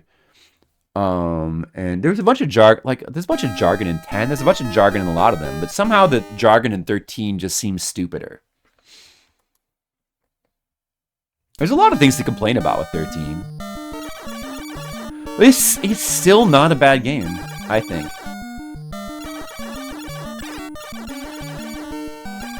Oh, I'm on the third loop of the game now, Hashi Love. There's a really big bump up in difficulty in the third loop. I'm trying to see if I can get past stage 1 of the third loop. You gotta see, like, when all the goblins spawn, it's insane. It's ridiculous.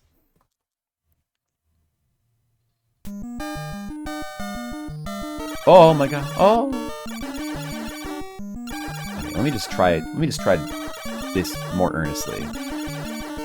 Yeah, Falsi, Lassie, Seeth. Yeah, they sound too similar as well. It's confusing. Right. Yeah, something about it, like, felt more jargony. I think it might just be as simple as coming down to, like, bad choices of terms.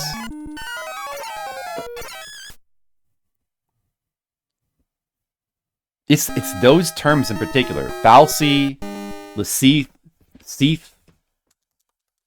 It's just not, they're just not good terms.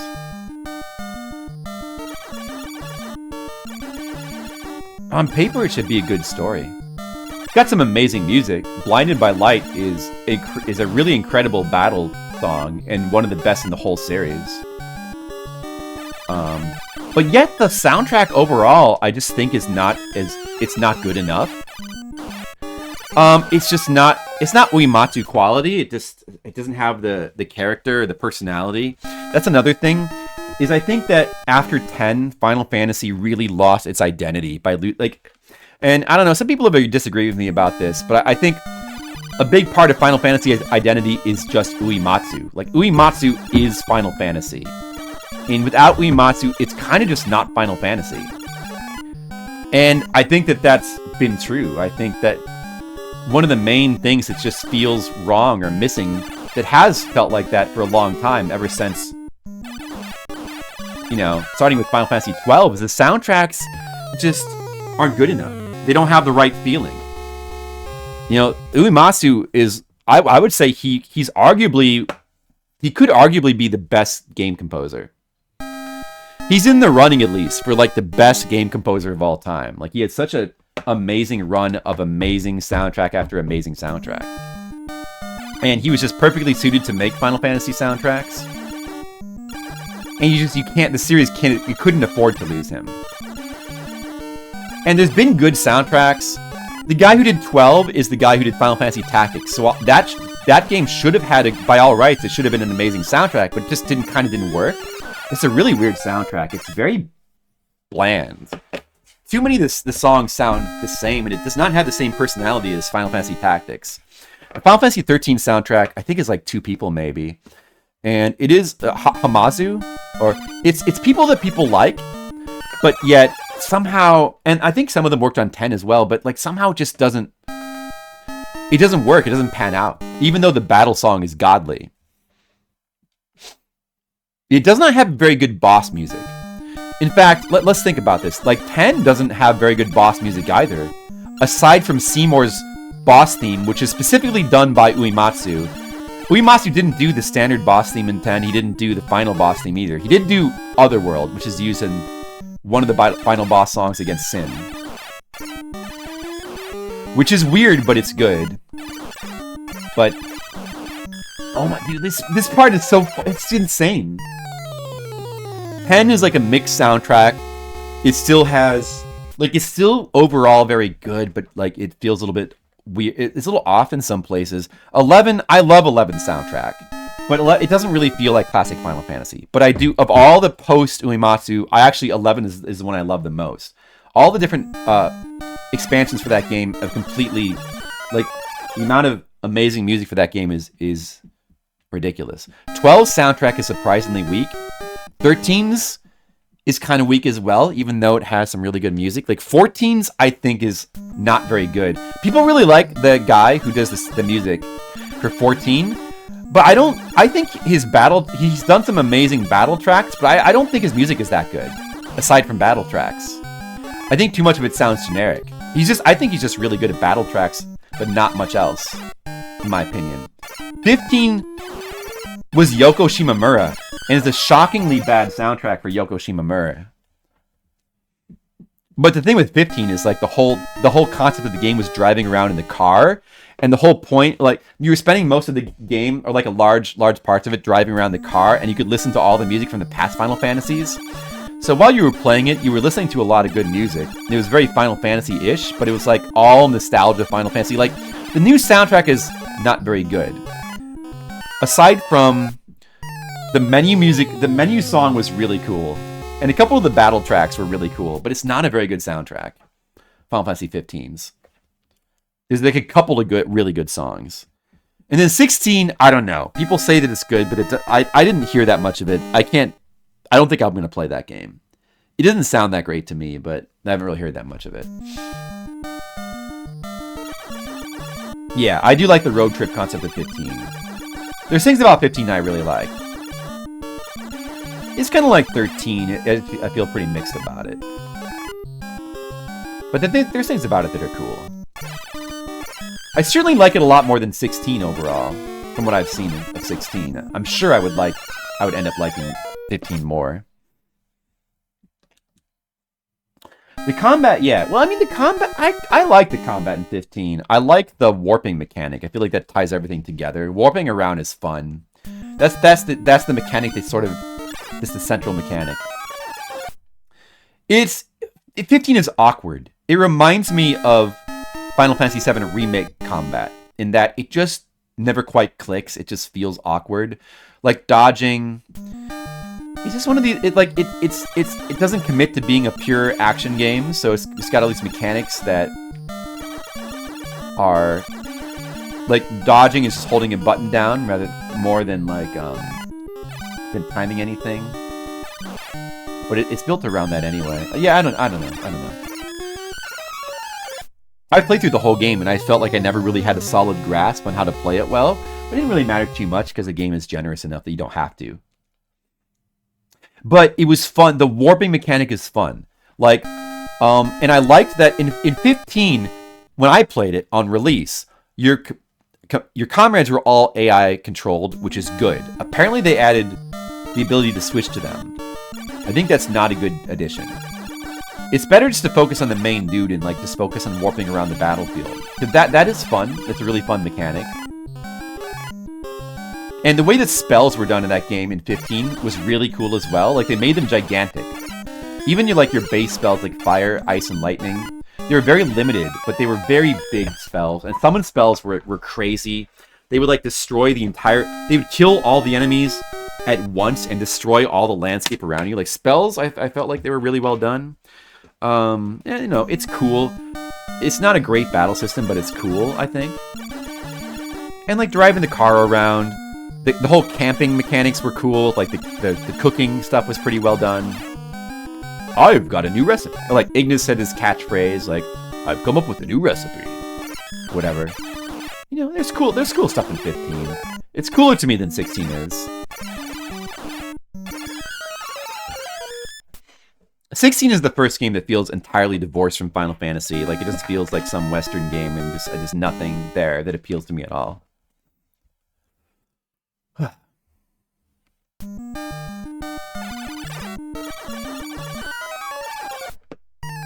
Never amounts to much. Well, see, I think that's the thing. You have to make a choice to get into it, to invest in that mechanic. So that's what I did. So I tried to use the warping as much as I could, like constantly in the battles, and I think that that's part of why I enjoyed the combat more than some people.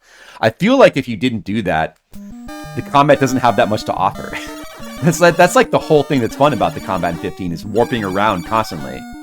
Because you can. And it's fun.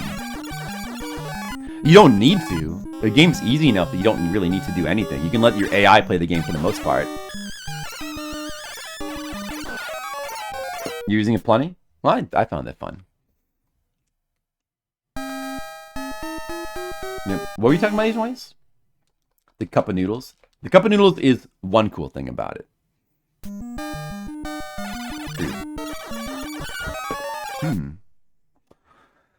I can't even complete stage 1 on loop 3 here. For a while I was doing pretty good on these fucking guys. Fantasian? Wait, what is that? Not a fan of 15. Which Final Fantasies do you like again, Vocab?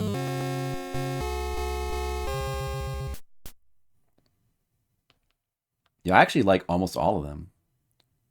Mistwalker's latest RPG? What is Mistwalker? I don't know Mistwalker. Is that from the chat member? I'm gonna try this a little bit more. We gotta get to Battletoad. Cause I... Oh, that's Sakaguchi's studio? Oh, I didn't realize that. I see. Well, I know Sakaguchi. I probably did know that. I forgot that he had a studio. Oh no!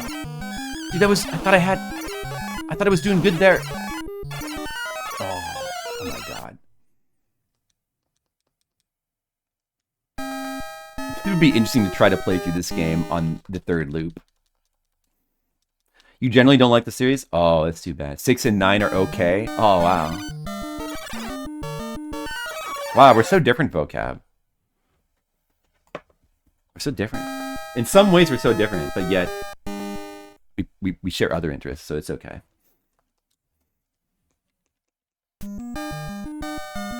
It's okay. I don't expect everybody to be walking around being a clone of me.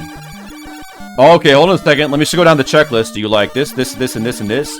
What? You don't like this? You are no longer an honorary Flipsider clone. You're disqualified from the clone club. You're now doomed to be known as a unique individual from Flipsider. No! I wanted to be a clone. No, you are no longer a clone. You're out of the clone club. Vocab is out of the clone club.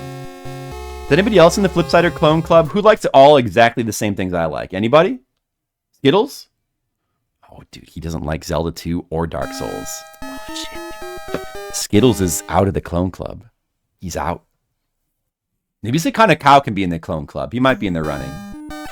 I think Asian Waste has already been preemptively disbarred from the clone club. Ah, man. Too many members in the clone club. Red Mages is going to burn it to the ground. Well, we probably shouldn't let him in then. We probably shouldn't let him in. He would not be a good member. Oh, no, you... Oh. Dude, no, we have a chance. Be aggressive, but yet be defensive.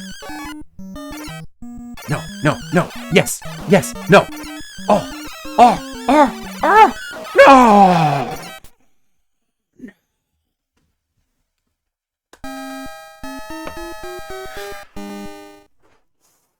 This is hard. This is a hard game. Oh! No good. Red Mages. We don't. There's probably some things that we disagree about. My clone's on fire? Kinda. Like in a Parasite Eve kind of way? It sounds cool. I think I like that. Oh, did this kind of count? Yeah, I haven't played 13.2 or 3. I kind of want to play those one of these days. We'll see if I ever get to them. Just keep running. Oh my god! Whatever. Just keep running and jumping and attacking. Didn't work.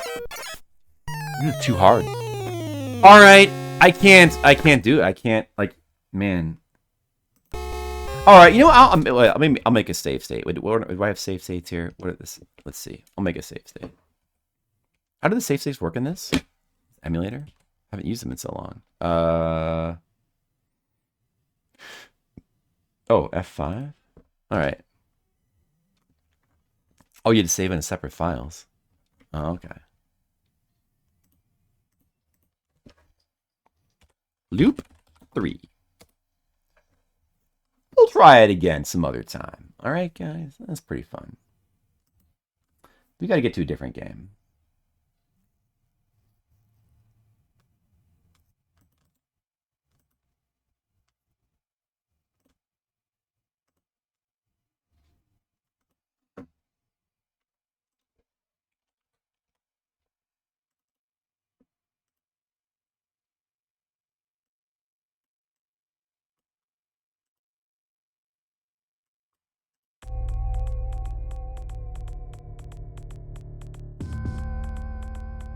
There's absolutely things that Red Mages and I disagree about. It's hard to believe. It seems like we should agree on everything. But somehow, can it be possible we disagree? All right, guys. What is the one thing you disagree with me about the most? What's the one thing that you think I'm the biggest idiot about? Let me know in the chat.